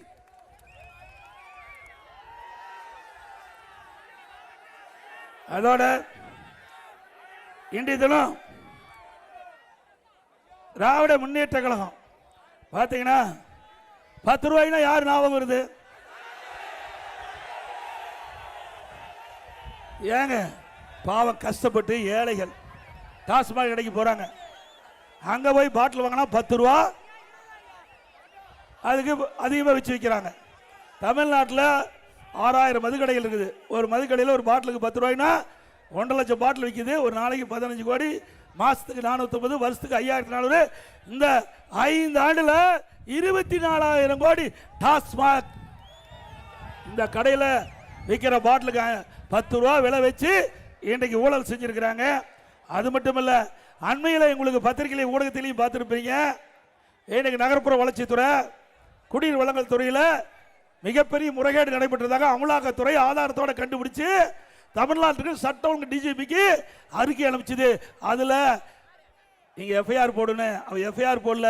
அண்ணா திமுக எஃப்ஐஆர் போடுறதுல நீதிமன்றத்துக்கு போனா நீதிமன்றத்தில் அமலாக்கத்துறை ஆதாரத்தோட கொடுத்துருக்குது. உண்மைதான், நீங்க எஃப்ஐஆர் போடணும் தீர்ப்பளிச்சு இது வரைக்கும் இதை எஃப்ஐஆரே போடல. அண்ணா திமுக ஆட்சி வந்த உடனே இதை முழுமையாக விசாரிக்கப்பட்டு சட்ட ரீதியாக நடவடிக்கை எடுக்கப்படும். தமிழகத்தில் போதைப் பொருள் எங்க பார்த்தாலும் கஞ்சா, கிராமத்திலிருந்து மூலா முடக்கை எல்லா இடத்துலையும் கஞ்சா விக்குதுல, உண்மைதானே? நான் சட்டமன்றத்தில் முதலமைச்சருடைய கவனத்துக்கு கொண்டாந்தேன், பத்திரிகை வாயிலாக வெளியிட்டேன், ஊடகத்தின் வாயிலாக பேட்டி கொடுத்தேன். திராவிட முன்னேற்ற கழக ஆட்சியில் இன்றைக்கு போதைப் பொருள் விற்பனை அமோகமாக நடக்குது. இதை தடுத்து நிறுத்துங்க. இளைஞர்களும் மாணவர்கள், இளைஞர்கள், பொதுமக்கள் கஞ்சாவுக்கு அடிமையாகி சீரழியக்கூடிய நிலை தமிழகத்தில் பார்க்கப்படுகிறது. தடுத்து நிறுத்துங்கன்னா நிறுத்தவே இல்லை. ஏன்னா இந்த போதைப் பொருள் விற்பனைக்கு துணை இருப்பது திமுக நிர்வாகிகள் என்று பரவலாக பேசப்படுது. காவல்துறையால் கட்டுப்படுத்த முடியல. மீண்டும் அண்ணா திமுக உங்களுடைய ஆதரவோடு வந்தவுடனே 3 மாதத்தில் தமிழகத்தில் கஞ்சா இல்லாத நிலையை உருவாக்குவோம். அறவா கஞ்சா ஒழிக்கப்படும்.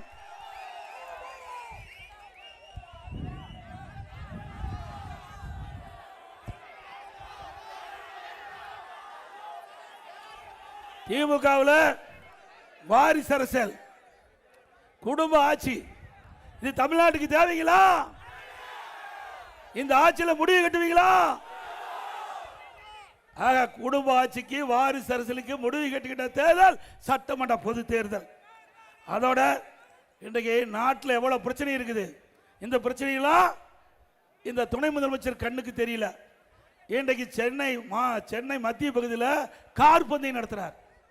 கார் பந்தயம் நடத்துறார். பல 100 கோடி ரூபாயில மக்களுடைய வரிப்பணத்தில் கார் பந்தயம் நடத்துறார். இது தேவைங்களா? மக்களுக்கு எவ்வளவு பிரச்சனை இருக்குது. அதையெல்லாம் தீர்க்க மனசு வரல. இவர்கள் மக்களுடைய வரிப்பணத்தை ஊதாரித்தனமாக செலவு செய்கின்ற ஆட்சி மீண்டும் தமிழகத்தில் வர வேணுங்களா? சத்தமா சொல்லுங்க. இதுதான் இப்படின்னா, திமுக எம்எல்ஏ ஒரு மருத்துவமனை நடத்துறார். அந்த மருத்துவமனையில் வறுமையின் காரணமாக பணத்தாசை காட்டி ஏழைகளை அந்த கிட்னி எடுக்கிறதுக்கு அழைச்சிட்டு போய் அங்க கிட்னியை முறைகேடாக எடுத்திருக்கிறாங்க. இதில் திராவிட முன்னேற்ற கழக ஆட்சியில் இப்படிப்பட்ட புகாரை விசாரிக்க வேண்டும் ஒரு குழு போட்டு அந்த எம்எல்ஏ மருத்துவமனைக்கு இந்த குழு போய் ஆய்வு செஞ்சு இந்த ஆய்வில் முறைகேடு நடைபெற்றது உண்மை என்று கண்டுபிடிக்கப்பட்ட பிறகு இதுவரைக்கும் நடவடிக்கை எடுக்கல. யாரு எம்எல்ஏ மருத்துவமனையிலே இப்படிப்பட்ட ஒரு முறைகேடு நடக்குன்னா இந்த ஆட்சி எப்படிப்பட்ட ஆட்சி? மோசமான ஆட்சி தானே. அண்ணா திமுக ஆட்சிக்கு உடனே இந்த கிட்னி முறைகேட்டில் ஈடுபட்டவர்களை சட்டத்தின் நிறுத்தப்பட்டு தகுந்த நடவடிக்கை எடுக்கப்படும். இன்னொன்று என்னன்னா, குமராபாளையம், நாமக்கல் மாவட்டம் குமராபாளையத்தில் இதே போல பணத்தாசு காட்டி கிட்னியை முறைகேடாக எடுப்பதற்கு அழைச்சிட்டு போய் அவர்கள் அந்த ஆப்ரேஷன்லாம் முடிஞ்சிடுது. அவர்களும் திரும்பி 1 வருஷம் கழிச்சு பார்த்தா அந்த அம்மாவுக்கு உடம்பு சரியில்லை. போய் மருத்துவமனையில் ஸ்கேன் பண்ணி பார்த்தா கிட்னிக்கு பதிலாக கல்லீரல் எடுத்துட்டாங்க. கிட்னிக்கு பதிலாக எப்படிப்பட்ட கொடுமை பாருங்க. வறுமையின் காரணமாக உறுப்பை திருடுகின்ற அரசாங்கம் தேவையா? அதனால வந்திருக்கிற கழக நிர்வாகிகள், தொண்டர்கள், திமுக மருத்துவமனைக்கு போயிடாதீங்க. திமுக நடத்துற மருத்துவமனைக்கு போயிடாதீங்க. யாராவது போய் ஆபரேஷன் பண்ணி இருந்தா நேரடியாக ஸ்கேன் பண்ணி பார்த்துக்குங்க, உள்ள இருக்கிற உறுப்பு இருக்குதா இல்லையான்னு. இல்லைன்னா திருடிடுவாங்க. இன்னைக்கு திராவிட முன்னேற்ற கழகத்தில் 520 அறிவிப்புகள் வெளியிட்டாங்க. 520 அறிவிப்புகளை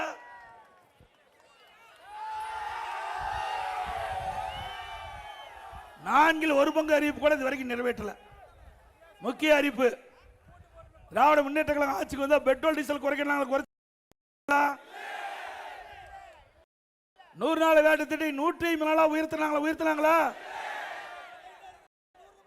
ரேஷன் கடையில் கூடுதலா சக்கரை ஒரு கிலோ போட்டாங்களா? கேஸ் சிலிண்டர் மாதந்தோறும் 100 ரூபாய் மானியம் கொடுக்கறாங்களா? கொடுத்தாங்களா? கல்வி கடன் ரத்து பண்ணாங்களா? அப்பவே 520 அறிவிப்பு நிறைவேற்ற முடியல. புதுசா இப்போ அறிவிப்பு கொடுத்துட்டார். இத மக்கள் நம்புவாங்களா? ஒரு வான சோற்றுக்கு ஒரு சோறு பதம், அப்படிதான் கிராமத்தில் சொல்லுவாங்க. ஒரு அரசாங்கம் வருவதற்கு முன்பு தேர்தல் நேரத்தில் கொடுக்கப்பட்ட வாக்குறுதி நிறைவேற்றிருந்தா மக்கள் நம்புவாங்க. ஏற்கனவே தேர்தல் அறிக்கை தொங்கிட்டு இருக்குது. நிறைய தேர்தல் அறிக்கை நிறைவேற்றல, மக்களை ஏமாற்றி ஆட்சிக்கு வந்துட்டீங்க. அந்த தேர்தல் அறிக்கையில் தூய்மை பணியாளர்கள் திமுக ஆட்சிக்கு வந்தா நிரந்தரம் செய்யப்படும் நிறைவேற்றல. சத்துணவு அமைப்பாளர் அவருடைய கோரிக்கை நிறைவேற்றல. விவசாயியுடைய கோரிக்கை நிறைவேற்றல.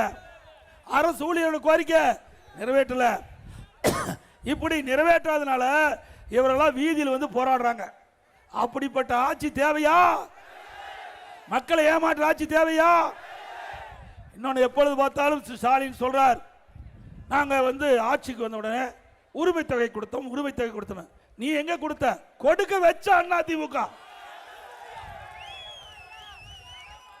இன்னைக்கு 2021 சட்டமன்ற பொதுத் தேர்தலில் திரு ஸ்டாலின் அவர்கள் திமுக ஆட்சிக்கு வந்த உடனே எல்லா குடும்ப தலைவிக்கும் மாதந்தோறும் 1000 ரூபாய் உரிமை தொகை வழங்கப்படும் அறிவிப்பு கொடுத்துட்டு நிறைவேற்றவே இல்லை. நாங்கள் சட்ட பிரதான எதிர்க்கட்சி தலைவர், இங்க இருக்கிற நம்முடைய சட்டமன்ற உறுப்பினர்கள் தொடர்ந்து சட்டமன்றத்தில் அரசுக்கு அழுத்தம் கொடுத்தோம். நீங்க கொடுக்கப்பட்ட வாக்குறுதி அடிப்படையில் தான் ஏழை தாய்மார்கள் வாக்களித்து ஆட்சிக்கு அமர்ந்துட்டீங்க. 28 மாசம் திட்டமிட்டு காலம் கடந்து போய்விட்டது. இனியும் காலம் கடக்க கூடாது. இனியும் இந்த திட்டத்தை அறிவிக்கலாம், மாபெரும் போராட்டத்தை சந்திக்க வேண்டும் என்று சட்டமன்றத்தில் அழுத்தம் கொடுத்தோம். அண்ணா திமுக பொதுக்கூட்டத்தில் பேசணும், அறிக்கை விட்டோம். வேற வழி இல்லாம 28 மாசம் அண்ணா திமுக கொடுத்த அழுத்தத்தின் அடிப்படையில் தான் ஸ்டாலின் மாதந்தோறும் பெண்களுக்கு 1000 உரிமை தொகை கொடுக்கிறார். சும்மாலாம் வரல. அண்ணா திமுக எடுத்த முயற்சியின் காரணமாக தான் இந்த 1000 உரிமை தொகை வந்தது என்பதை நேரத்தில் தெரிவித்து, அதோட இன்றைக்கு அதிமுக ஆட்சியில் எதுவுமே செயல்படுத்தல என்ற ஒரு கருத்தை சொல்லியிருக்காரு. அதிமுக ஆட்சியில் நிறைய திட்டங்களை கொண்டு வந்தோம். அருள்மிகு அருணாச்சலேஸ்வரர் திருக்கோயில் மத்திய தொழில்துறை கைப்பற்ற நினைத்த போது உச்சநீதிமன்றம் வரை சென்று வழக்கு போட்டு மீட்டெடுத்தவர் நம்முடைய இதயம் புரட்சி தலைவி அம்மா அவர்கள். அருள்மிகு அருணாச்சலேஸ்வரர் திருக்கோயில் 8 கோடி மதிப்பீட்டில் திருக்கோயில் குடமுழுக்கு விழா சிறப்பாக நடைபெற்றது. கிரிவலத்தை சீர் செய்ய 64 கோடி செலவு செய்த அரசாங்கம். அதே போல திருவண்ணாமலை நகரில் சுற்றுலாத்துறை மூலம் வருகின்ற பக்தர்கள் தங்க 123 அறைகள் கொண்ட சுமார் 32 கோடி ரூபாயில யாத்திரை நிவாஸ் கட்டப்பட்டது. அதே போல திருவண்ணாமலை அரசு மருத்துவக் கல்லூரி மற்றும் மருத்துவமனை வளாகத்தில் மகப்பேறு மற்றும் குழந்தைகள் நல சிகிச்சை பிரிவு கட்டடம் 11 கோடி பணிகள் முடிக்கப்பட்டன. 50 பணிகள் கொண்ட ஐஸ் மருத்துவமனை 7 கோடி மதிப்பீட்டில் செய்யப்பட்டது. திருவண்ணாமலை மாவட்டத்தில் வரகா நதி கீழச்செய்யாறு கிள்ளியாறு உபவடி நிலைகளில் 75 கோடியில் நிறைவேற்றப்பட்டது. அதோட மரபு சார்ந்த நீர்நிலை புனரமைக்க 21 கோடியில் 54 ஏரிகள் புனரமைக்கப்பட்டன. அதோட குடிமராமத்து திட்டம், இது விவசாயம் நிறைந்த பகுதி. நான் ஒரு விவசாயி, உங்களை பார்ப்பதே மகிழ்ச்சி அடைகிறேன். ஆக விவசாயி இந்த நாட்டுக்கு உணவளிக்கக்கூடியவர், இரவு பகல் பாராமல் உழைக்கின்றவர், வெயிலையும் மழையும் பொருட்படுத்தாமல் உழைக்கின்றவர், ரத்தத்தை வீரியா மண்ணிலே சிந்தி உழைக்கின்ற விவசாயி நன்மை பெற வேண்டும் என்பதற்காக எங்களுடைய அரசு நிறைய திட்டங்களை நிறைவேற்றணும். தொடர்ந்து அதிமுக ஆட்சி வந்தவுடனே இன்னும் பல திட்டங்கள் விவசாயிகளுக்காக நிறைவேற்றப்படும். அதிமுக ஆட்சி இருக்கும்போது 2 முறை விவசாயிகள் வாங்கிய பயிர்க்கடன் தள்ளுபடி செஞ்சோம். 2 முறை. 2016 அம்மா, 2021 12,100 கோடி விவசாயிகளுடைய கடன் தள்ளுபடி. விவசாயிகளுக்கு மும்முனை மின்சாரம் 24 மணி நேரம் விவசாயிகள் பம்பு செட்டை இயக்கலாம். இதெல்லாம் அதிமுக ஆட்சியில் கொண்டு வரப்பட்ட திட்டம். அதிமுக ஆட்சி வந்து நெல்லுக்கு உரிய விலை கிடைக்கும், கரும்புக்கு உரிய விலை உயர்த்தி கொடுக்கப்படும். மீண்டும் அதிமுக ஆட்சி வந்த உடனே விவசாயிகள் வாங்கிய பயிர்க்கடன் தள்ளுபடி செய்யப்படும். நிறைய திட்டங்களை இந்த மாவட்டத்தில் கொடுத்திருக்கிறோம். அதே போல திரு ஸ்டாலின் அவருக்கு தெரியலனா இதெல்லாம் அனுப்பி வைக்கிறோம். திருவண்ணாமலை மாவட்டத்தில் மட்டும் பல திட்டங்களை நிறைவேற்றிய அரசாங்கம் அதிமுக அரசாங்கம். இன்றைக்கு பல தாலுகாக்கள் உருவாக்கி இருக்கிறோம், கோட்டங்களை உருவாக்கி இருக்கிறோம். அது மட்டும் இல்ல, நிறைய பாலங்களை கட்டி கொடுத்திருக்கிறோம். இப்படி பல திட்டங்களை கொண்டு வந்த அரசு அதிமுக அரசு என்பதை நேரத்திலே தெரிவித்து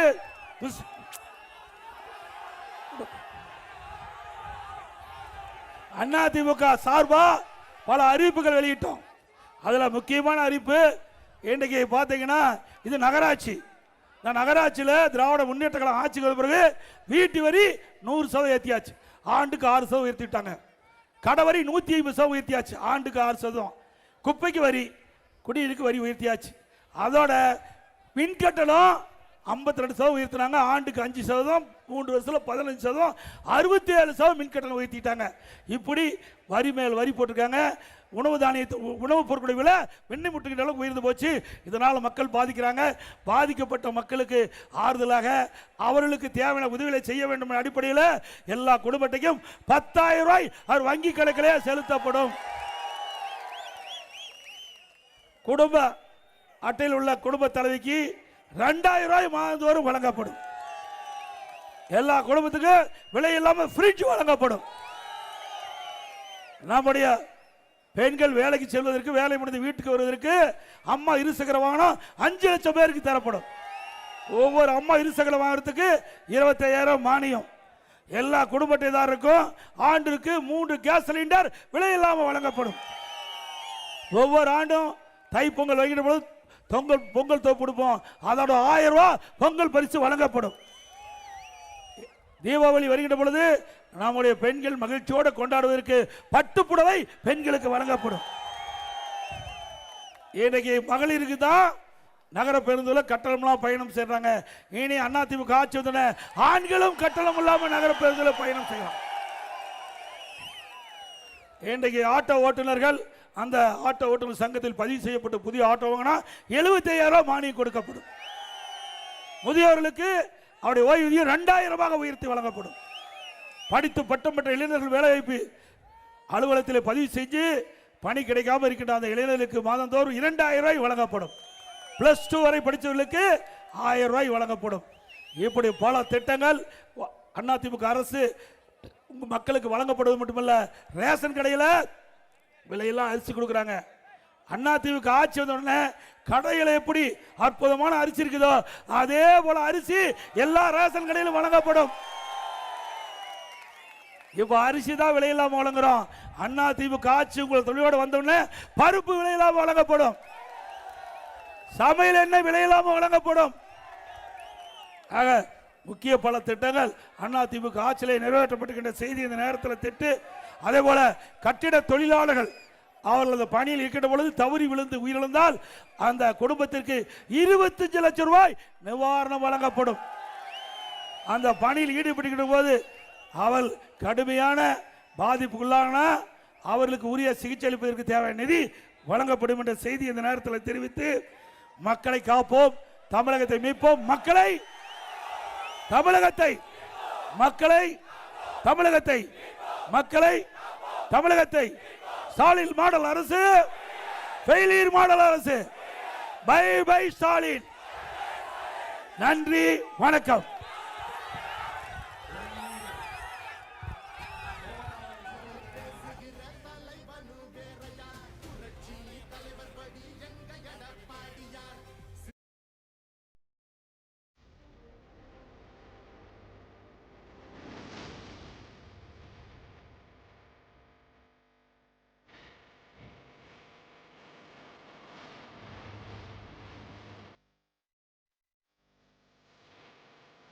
பொன்மனச்செம்மல் புரட்சி தலைவர் எம்ஜிஆர்,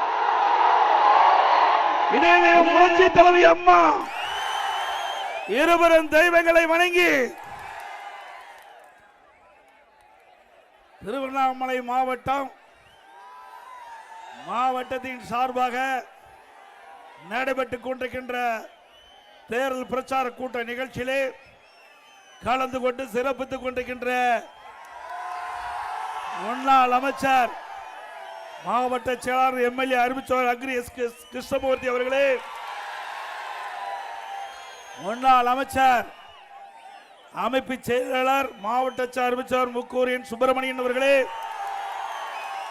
முன்னாள் அமைச்சர் மாவட்ட செயலாளர் திரு எஸ் ராமச்சந்திரன் அவர்களே, மாவட்ட கழக செயலாளர் முன்னாள் எம்எல்ஏ சகோதரி திருமதி எல் ஜெயசுதா அவர்களே, முன்னாள் அமைச்சர் அமைப்பு செயலாளர் சட்டப்பேரவை உறுப்பினர் சகோதரர் சேவூர் எஸ் ராமச்சந்திரன் அவர்களே, முன்னாள் எம்எல்ஏ சகோதரர் ஆர் எம் பாபு முருவேல் அவர்களே, முன்னாள் எம்பி ஆர் வனரோஜா அவர்களே, முன்னாள் எம்எல்ஏ கே மணிவர்மா அவர்களே, முன்னாள் எம்எல்ஏ சகோதரர் வி பன்னீர்செல்வம் அவர்களே, முன்னாள் எம்எல்ஏ திருமதி எம் நளினி மனோகரன் அவர்களே, முன்னாள் எம்எல்ஏ டாக்டர் பி வீரபாண்டியன் அவர்களே, முன்னாள் எம்எல்ஏ திரு கண்ணன் அவர்களே, முன்னாள் எம்எல்ஏ திரு டி சுரேஷ்குமார் அவர்களே, மாவட்ட பேரவை செயலாளர் திரு பெருமாள் நகர் கே ராஜன் அவர்களே, முன்னாள் எம்எல்ஏ திரு கே ஜே சுப்பிரமணியன் அவர்களே, மாலினி துணை செயலாளர் திருமதி அமுதா அருணாச்சலம் அவர்களே, தேர்தல் பொறுப்பாளர்கள் மரியாதைக்குரிய அண்ணா தொழிற்சங்க பேரவைத் தலைவர் திரு தாடி மா ராஸ் அவர்களே, கழக அமைப்பு செயலாளர் திரு துரை செந்தில் அவர்களே, புரட்சி பேரவை துணைச்சாளர் திரு இ என் நாராயணன் அவர்களே, முன்னாள் எம்எல்ஏ சகோதரர் ஏ கே அரங்கநாதன் அவர்களே மற்றும் பி ஜாகிர் உஷேன் அவர்களே, பெல் ரா தமிழரசன் அவர்களே, கூட்டணி கட்சியை சேர்ந்த பாஜக மாவட்ட தலைவர் திரு ஆர் ரமேஷ் அவர்களே, பாஜக மாவட்ட தலைவர் திருமதி வி கவிதா வெங்கடேசன் அவர்களே, பாமக மாவட்ட செயலாளர் திரு ஏந்தல் பி பக்தவஜலம் அவர்களே, பாமக மேற்கு மாவட்ட செயலாளர் திரு லா பாண்டியன் அவர்களே, பாமக கிழக்கு மாவட்ட கணேஷ்குமார் அவர்களே, பாமக வடக்கு மாவட்ட வேலாயுதம் அவர்களே மற்றும் அம்மா மக்கள் முன்னேற்ற கழக மாவட்ட செயலாளர் திரு செங்கம் ஏ பரந்தாமன் அவர்களே, அம்மா மக்கள் முன்னேற்ற கழக மாவட்ட செயலாளர் திரு மாகி வரதராஜன் அவர்களே, தமாக மாவட்ட தலைவர் திரு ராயல் கிருஷ்ணமூர்த்தி அவர்களே, தமாக மாவட்ட தலைவர் திரு கே தங்கமணி அவர்களே, தமாக மாவட்ட விசிடி தினகரன் அவர்களே, தமாக வடக்கு மாவட்டத்தில் கே தாமோதரன் அவர்களே, புதிய நீதி கட்சி மாவட்ட செயலாளர் திரு பா கஜேந்திரன் அவர்களே, புதிய நீதி கட்சி வடக்கு மாவட்ட திரு எஸ் ஜெயக்குமார் அவர்களே, இந்திய ஜனநாயக கட்சியுடைய பொறுப்பாளர் திரு கோதண்டானி அவர்களே, இந்திய உழைப்பாளர் கட்சி மாநில தலைவர் திரு வேட்டவலம் கே மணிகண்டன் அவர்களே, புரட்சி பாரத மாவட்ட செயலர் திரு அரையாம் எம் தாமஸ் அவர்களே, மக்கள் ராஜீவ் கட்சி பெருமாள் அவர்களே மற்றும் நம்முடைய கூட்டணியில் வைக்கின்ற அந்த கட்சியுடைய தலைவர்களே நிர்வாகிகளே வருகின்ற சிறப்பித்துக் கொண்டிருக்கின்ற கழகத்திலே பல்வேறு பொறுப்புகளை வைக்கின்ற நிர்வாகிகளே, கழக உடன்பிறப்புகளே, கூட்டணி கட்சி சேர்ந்த நிர்வாகிகளே, தொண்டர்களே, பெரியோர்களே, தாய்மார்களே, விவசாயிகளே, விவசாய தொழிலாளர் நண்பர்களே, மகளிரை சேர்ந்த சகோதரிகளே, இளைஞர் பட்டாளங்களே, வாக்காளர் பெருமக்களை வரிது சிறப்பித்துக் கொண்டிருக்கின்ற வாக்காளர் பெருமக்களே, பத்திரிகையாளர் ஊடக நண்பர்கள் அத்தனை பேருக்கும் என்னுடைய முதற்கண் நன்றி கலந்த வணக்கம். நான் ஏற்கனவே தேர்தல் பிரச்சாரத்துக்கு போகும்போது 5 மணிக்கு வெயில் சுட்டரிக்கும். ஆனா இன்றைக்கு வருட பகவான் அழகா அற்புதமா தென்றல் காற்று இயற்கையா இறைவனே நமக்கு பக்கபலமா இருக்க, யாருடைய முகமும் வாடாம அழகா அற்புதமா இன்றைக்கு நம்முடைய தேர்தல் பிரச்சார கூட்டம் திருவண்ணாமலை மாவட்டத்தின் சார்பாக ஆரணி நகரத்திலே நடக்கிறது. இந்த ஆரணி நகரமே அதிர்கின்ற அளவிற்கு மக்கள் வெள்ளம். எங்க எந்த திசையை நோக்கினாலும் மக்கள் தலைகள் கடல் போல் காட்சி அளிக்கின்றன. அதோட இன்றைய தினம் ஸ்டாலின் வந்து திருநெல்வேலி ஒரு பொதுக்கூட்டத்தில் பேசுறார். மழை வேற வர மாதிரி இருக்குது. அந்த பொதுக்கூட்டத்தில் அவர் பேசிக்கிட்ட பொழுது அப்படி கோபத்தை கக்கிறார், எரிச்சலை வெளிப்படுத்துகிறார். அவர் சொல்றாரு, எனக்கு உயிர் கொடுத்த ஆளாக்கிய தலைவர் கலைஞர், கலைஞரை நான் வீட்டு சிறையில் வைத்திருந்தேன் என்று நாக்கில் நரம்பில்லாமல் பேசுகிறார் எடப்பாடி பழனிசாமி அப்படின்னு ஸ்டாலின் பேசுறார். திரு ஸ்டாலின் அவர்களே, நான் பேச வந்தது நீங்கள் சற்று உற்று நோக்க வேண்டும். உங்களுடைய கோபம் என்னிடம் காட்டாதீர்கள். உங்களுடைய துணை பொதுச் செயலாளர் முன்னாள் மத்திய அமைச்சர் ஆர் ராசாவிடம் காட்டுங்கள். அவர்தான் ஆடியோல ஒரு செய்தி சொன்னார். அந்த செய்தி தமிழ்நாடுல இந்திய அளவில் வைரலா பரவி வருது. அதுதான் அந்த ஆடியோ செய்தியில வெளிவந்த செய்தி தான் நான் சொன்னேன்.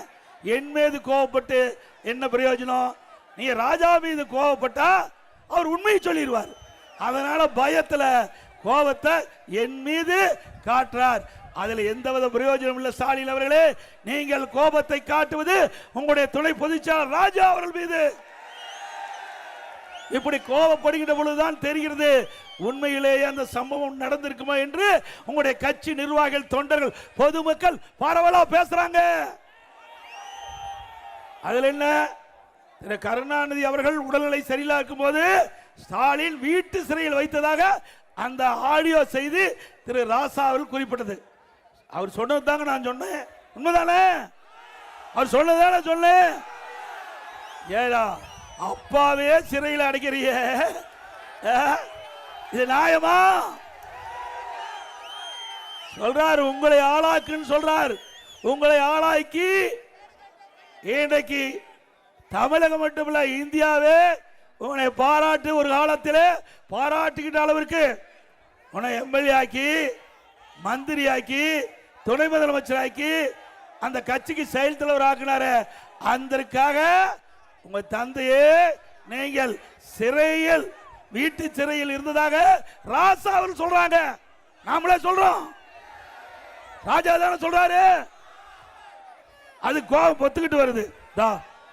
அவளுடைய மகன் யாரு? அழகிரி சொல்றார். அழகிரி சொல்றார் இங்கிலீஷ்ல, my father is being held a prisoner. எங்க அப்பாவை சிறையில் வச்சுக்கிட்டு சொல்றார். யாரு? திரு கருணாநிதியுடைய மூத்த மகன் அழகிரியே சொல்றாரு. அது உண்மையாயிடுது இல்ல? ஏன்னா திரு ராசா அவர்கள் உண்மையை சொன்னா ஸ்டாலின் இருக்கிற இடம் வேற இடமா மாறிடும். அது மட்டும் இல்ல, இப்ப சந்தேகம் வலுக்குது. ஸ்டாலின் பேச பேச இதில் உண்மை இருக்குமா என்று மக்கள் சந்தேகிக்கிறார்கள். அதுல திரு ஸ்டாலின் அவர்கள் தன் அண்ணனை அழகிரி ஒதுக்கி வச்சுட்டீங்க. உங்கள் தங்கை கனிமொழி, திருமதி கனிமொழியே மாநில அரசுக்கு வராம தடுத்துட்டீங்க. உங்கள் தந்தை கருணாநிதி இறுதி காலம் வரை உங்களை நம்பி எந்த ஒரு முக்கிய பொறுப்பு கொடுக்கல. கட்சி தலைவர் பதவி கூட கொடுக்கல, செயல் தலைவர் தான் கொடுத்தார். அப்படி நம்பிக்கைக்கு பாத்திரமானவர் இன்றைய முதலமைச்சர் ஸ்டாலின். அது மட்டுமல்ல, அண்ணா திமுக ஆட்சிக்கு வந்த உடனே திரு ராசா அவர்கள் இந்த ஆடியோவில் வெளியிட்ட செய்தியை விசாரணை மேற்கொள்ளப்பட்டு சட்ட ரீதியாக நடவடிக்கை எடுக்கப்படும்.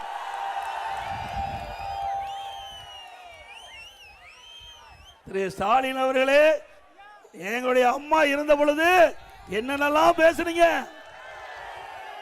நீங்களே சொல்லுங்க. சரியா தவறான மக்களே முடிவு பண்ணுங்க. 2021 பொது தேர்தல், 2021 சட்டமன்ற பொது தேர்தல். அந்த சட்டமன்ற பொது தேர்தலில் 22வது தேர்தல் வாக்குறுதி திமுகவின் சார்பாக ஸ்டாலின் வெளியிட்டார். அதுல அவர் சொல்றார், முன்னாள் முதலமைச்சர் அம்மையார் அவர்களின் மரணம் குறித்து முறையான விசாரணை நடத்தப்பட்டு தவறு இழைத்தவர் எவரானும் அவர் உரிய சட்ட நடவடிக்கை உள்ளாக்கப்படுவார். நீ அறிக்கை கொடுத்திருக்கிற.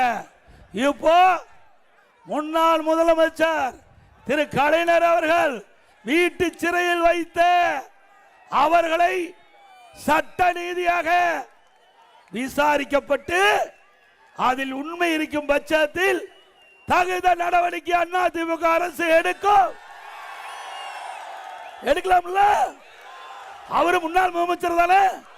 நம்ம அம்மாவை பத்தி பேசுறீங்க, உங்க அப்பாவையே வீட்டு சிறையில் வைக்கிறீங்க, இது நியாயமா?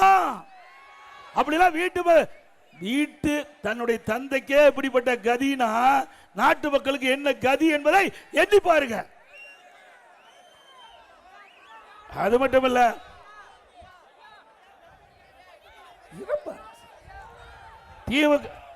இன்றைக்கு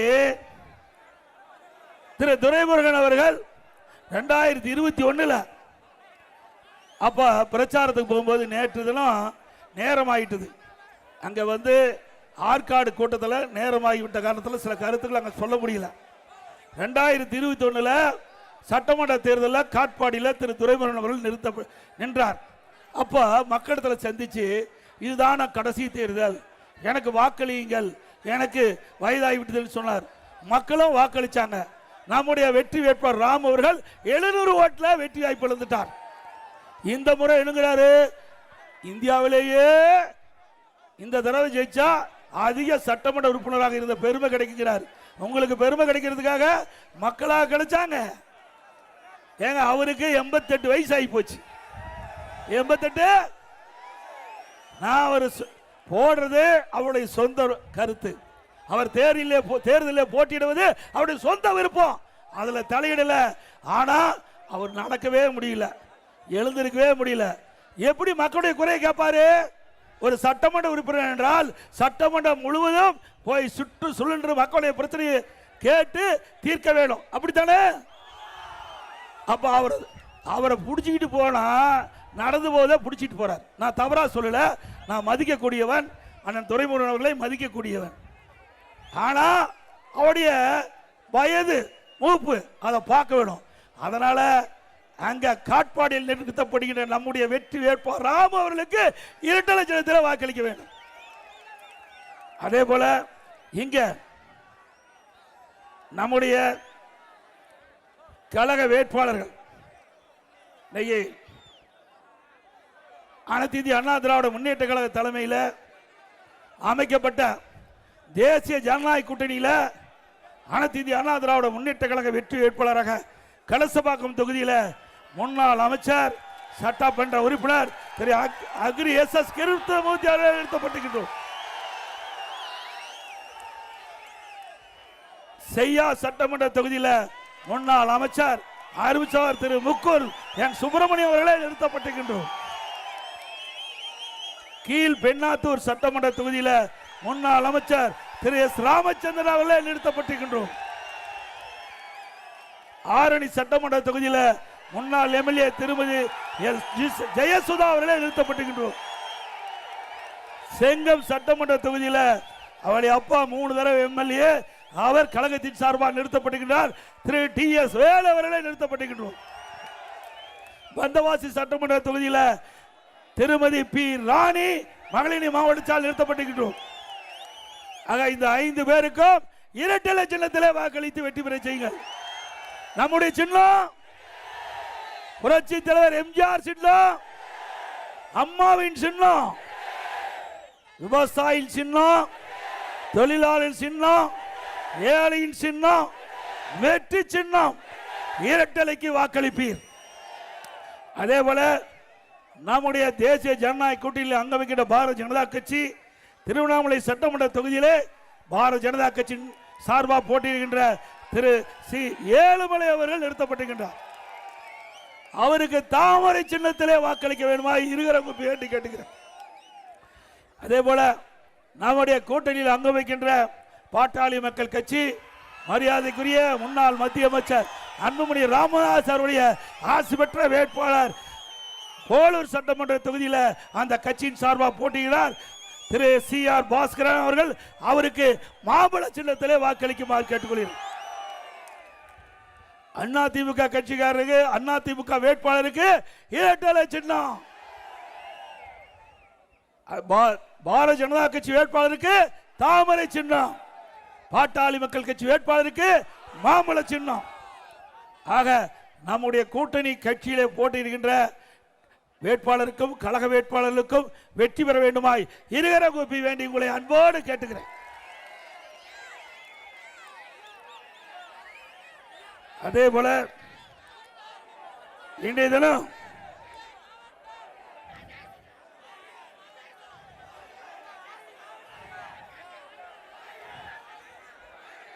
ஸ்டாலின் திருநெல்வேலியில் பேசிக்கிட்ட பொழுது சில கருத்துக்களை சொல்லியிருக்கிறார். அனைத்து இந்திய அண்ணா திராவிட முன்னேற்ற கழக ஆட்சியில் இருந்து மீட்டு புதிய விடியில ஆட்சி தந்தவர் நம்பர் 1 மாநிலமா தமிழ்நாட்டை உயர்த்தணும் என்று திரு ஸ்டாலின் பேசுறார். ஸ்டாலின் அவர்களே, நீங்கள் சொல்வது உண்மைதான். எப்படின்னா, இந்தியாவிலேயே திராவிட முன்னேற்ற கழக ஆட்சியில் 2021 2026 வரை கடன் வாங்குவதிலே முதல் மாநிலம். திமுக ஆட்சியில் தமிழகத்தில் ஊழல் செய்வதிலே முதல் மாநிலம். தமிழகத்தில் போதைப் பொருள் புழக்கத்திலே முதல் மாநிலம். பெண்கள் பாலியல் துன்புறுத்தல முதல் மாநிலம். சட்ட ஒழுங்கு சீர்கேட்டில முதல் மாநிலம். கொள்ளையடிக்கும் குடும்பம் முதல் மாநிலம். இதுதாங்க முதல் மாநிலம். வேற என்ன சாதனை பண்ணாரு? கொள்ளையடிச்சுதான் சாதனை. நிர்வாக திறமையற்ற பொம்மை முதலமைச்சர் தமிழகத்தை தலைகுனிய வைத்த முதல் சாதனை இதுதான். தமிழ்நாட்டை தலைகுனிய வைத்த முதலமைச்சர் ஸ்டாலின், இதுதான் சாதனை. வெற்றி விளம்பரம், போட்டோ ஷூட், பொய் வாக்குறுதிகள், மக்களை ஏமாற்றுவதிலே நம்பர் 1 கட்சி திமுக கட்சி. கடுகளவு கூட சாதனை இல்லை இந்த ஆட்சியில். கடுகளவு கூட சாதனை இல்லை. மலையளவு சோதனை தான் தமிழகத்திலே உள்ளது. மலையளவு சோதனை தான் தமிழகத்திலே உள்ளது. இதுதான் மக்கள் படுகின்ற வேதனை இந்த ஆட்சியில். அதோட இந்த மாவட்டத்தில் ஒரு தலை சிறந்த நெடுஞ்சாலை துறையுடைய விஞ்ஞானி ஒருத்தர் இருக்கார். யார் உங்களுக்கு தெரியும்? நம்ம ஆற்றை கடப்பதற்கு அந்த தண்ணிக்கு மேல பாலம் கட்டுவோம். ஆனா இவர் கட்டின பாலம் தண்ணியில் அடிச்சிட்டு போயிட்டு. ஆற்றை கடப்பதற்கு பாலம் கட்டுவோம், கட்டின பாலத்தை தண்ணி அடிச்சிட்டு போச்சு. யாருடைய துறை? நல்லா சத்தமா சொல்லுங்க, அவர் போய் காதில் விழுவணும். ஏவா வேலுத்துறை அவரு பேசுறாரு. எடப்பாடி பழனிசாமி அறிவிப்பு தண்ணியில் எழுதணுமா? தண்ணி தானே அடிச்சிட்டு போயிட்டு பாலத்தை. அப்புறம் நல்லா சிந்திச்சு பாருங்க. தென்பெண்ணை ஆற்று தரமில்லாத பாலத்தை கட்டினார். இந்த ஆற்றுல தென்பெண்ணை ஆற்றுல 1974 சுமார் 2 லட்சத்துக்கும் மேற்பட்ட கனஅடி தண்ணி தென்பெண்ணை ஆற்றுல போகுது. நெடுஞ்சாலைத்துறை அதிகாரிகளுக்கு தெரியும். இவர் என்ன பொறியாளரா? இவர் பேட்டி கொடுக்கும் போது சொல்றாரு, நிதி அதிகமா இருக்கிற காரணத்தால பாலத்தை குறுக்கி உயரத்தை கம்மி பண்ணி கட்டின, அந்த உயரத்தை குறைச்சி கட்டணும்னு சொல்றாரு. உங்களுக்கு எதுக்கு அந்த வேலை? அந்த வேலை பொறியாளர் பார்ப்பது, என்ஜினியர் பார்க்கின்ற வேலை. இவர் பெரிய என்ஜினியரா நினைச்சு 15 கோடி கட்டப்பட்ட பாலம் தண்ணியில் அடிச்சுக்கிட்டு போச்சு. யாருடைய பணம்? மக்களுடைய பணம். அந்த இன்ஜினியர்கிட்ட விட்டுருந்தா இன்னும் ஒரு 3 கோடி தான் செலவாயிருக்கும். அந்த பாலத்தை உயர்த்து கட்டினா தண்ணி அடிச்சிட்டு போயிருக்காது. ஆனா திராவிட முன்னேற்ற கழக ஆட்சியில் தரமில்லாத பாலத்தை கட்டி இன்றைக்கு பாலம் தென்பெண்ணை ஆற்றில் வந்த தண்ணீரால் அடித்து செல்லப்பட்டது. இதை முறையான விசாரணை மேற்கொண்டு இதற்கு அதிமுக ஆட்சி வந்தவுடனே சரியான நடவடிக்கை எடுக்கப்படும். மக்களுடைய வரி பணம் அப்படி சொந்த வீட்டிலிருந்து எடுத்து செலவு செய்யல. மக்களுடைய வரி பணம் 15 கோடி வீணாக்கிட்டீங்க. நீங்க முறையா பொறியாளர்கள் திட்டமிட்டு அந்த பாலத்தை கட்டியிருந்தா பாலம் அப்படியே உறுதியோடு இருக்கும். இதோட வேடிக்கைன்னா, நானே நேரடியாக வந்தேன். அந்த தண்ணி வந்த பொழுது நானே நேரடியாக வந்தேன். இந்த மேடையில் இருக்கின்ற எங்களுடைய நிர்வாகிகள்லாம் கூட வந்து பார்த்தாங்க. பக்கத்தில் அங்கே வந்து தகட மேடை ஒன்று இருக்குது. ஏதோ வெறும் 5 லட்சம் ரூபாய் கட்டில் தகட மேடை, அது உறுதியாக இருக்குது. 5 லட்சம் ரூபாய் கட்டில் தகட மேடை உறுதியாக இருக்குது. ஆனால் 15 கோடியில் கட்டிய பாலம் தண்ணியில் போயிட்டு.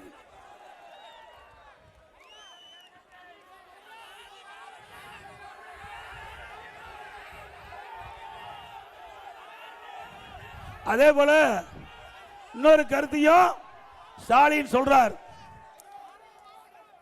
ஒரு களங்கத்தை என் மீது சுமத்தி இருக்கிறார். திரு கருணாநிதி அவர்கள் இறந்துட்டார். அவர் நல்லடக்கம் செய்வதற்கு அவர் அடக்கம் செய்ய மெரினாவில் இடம்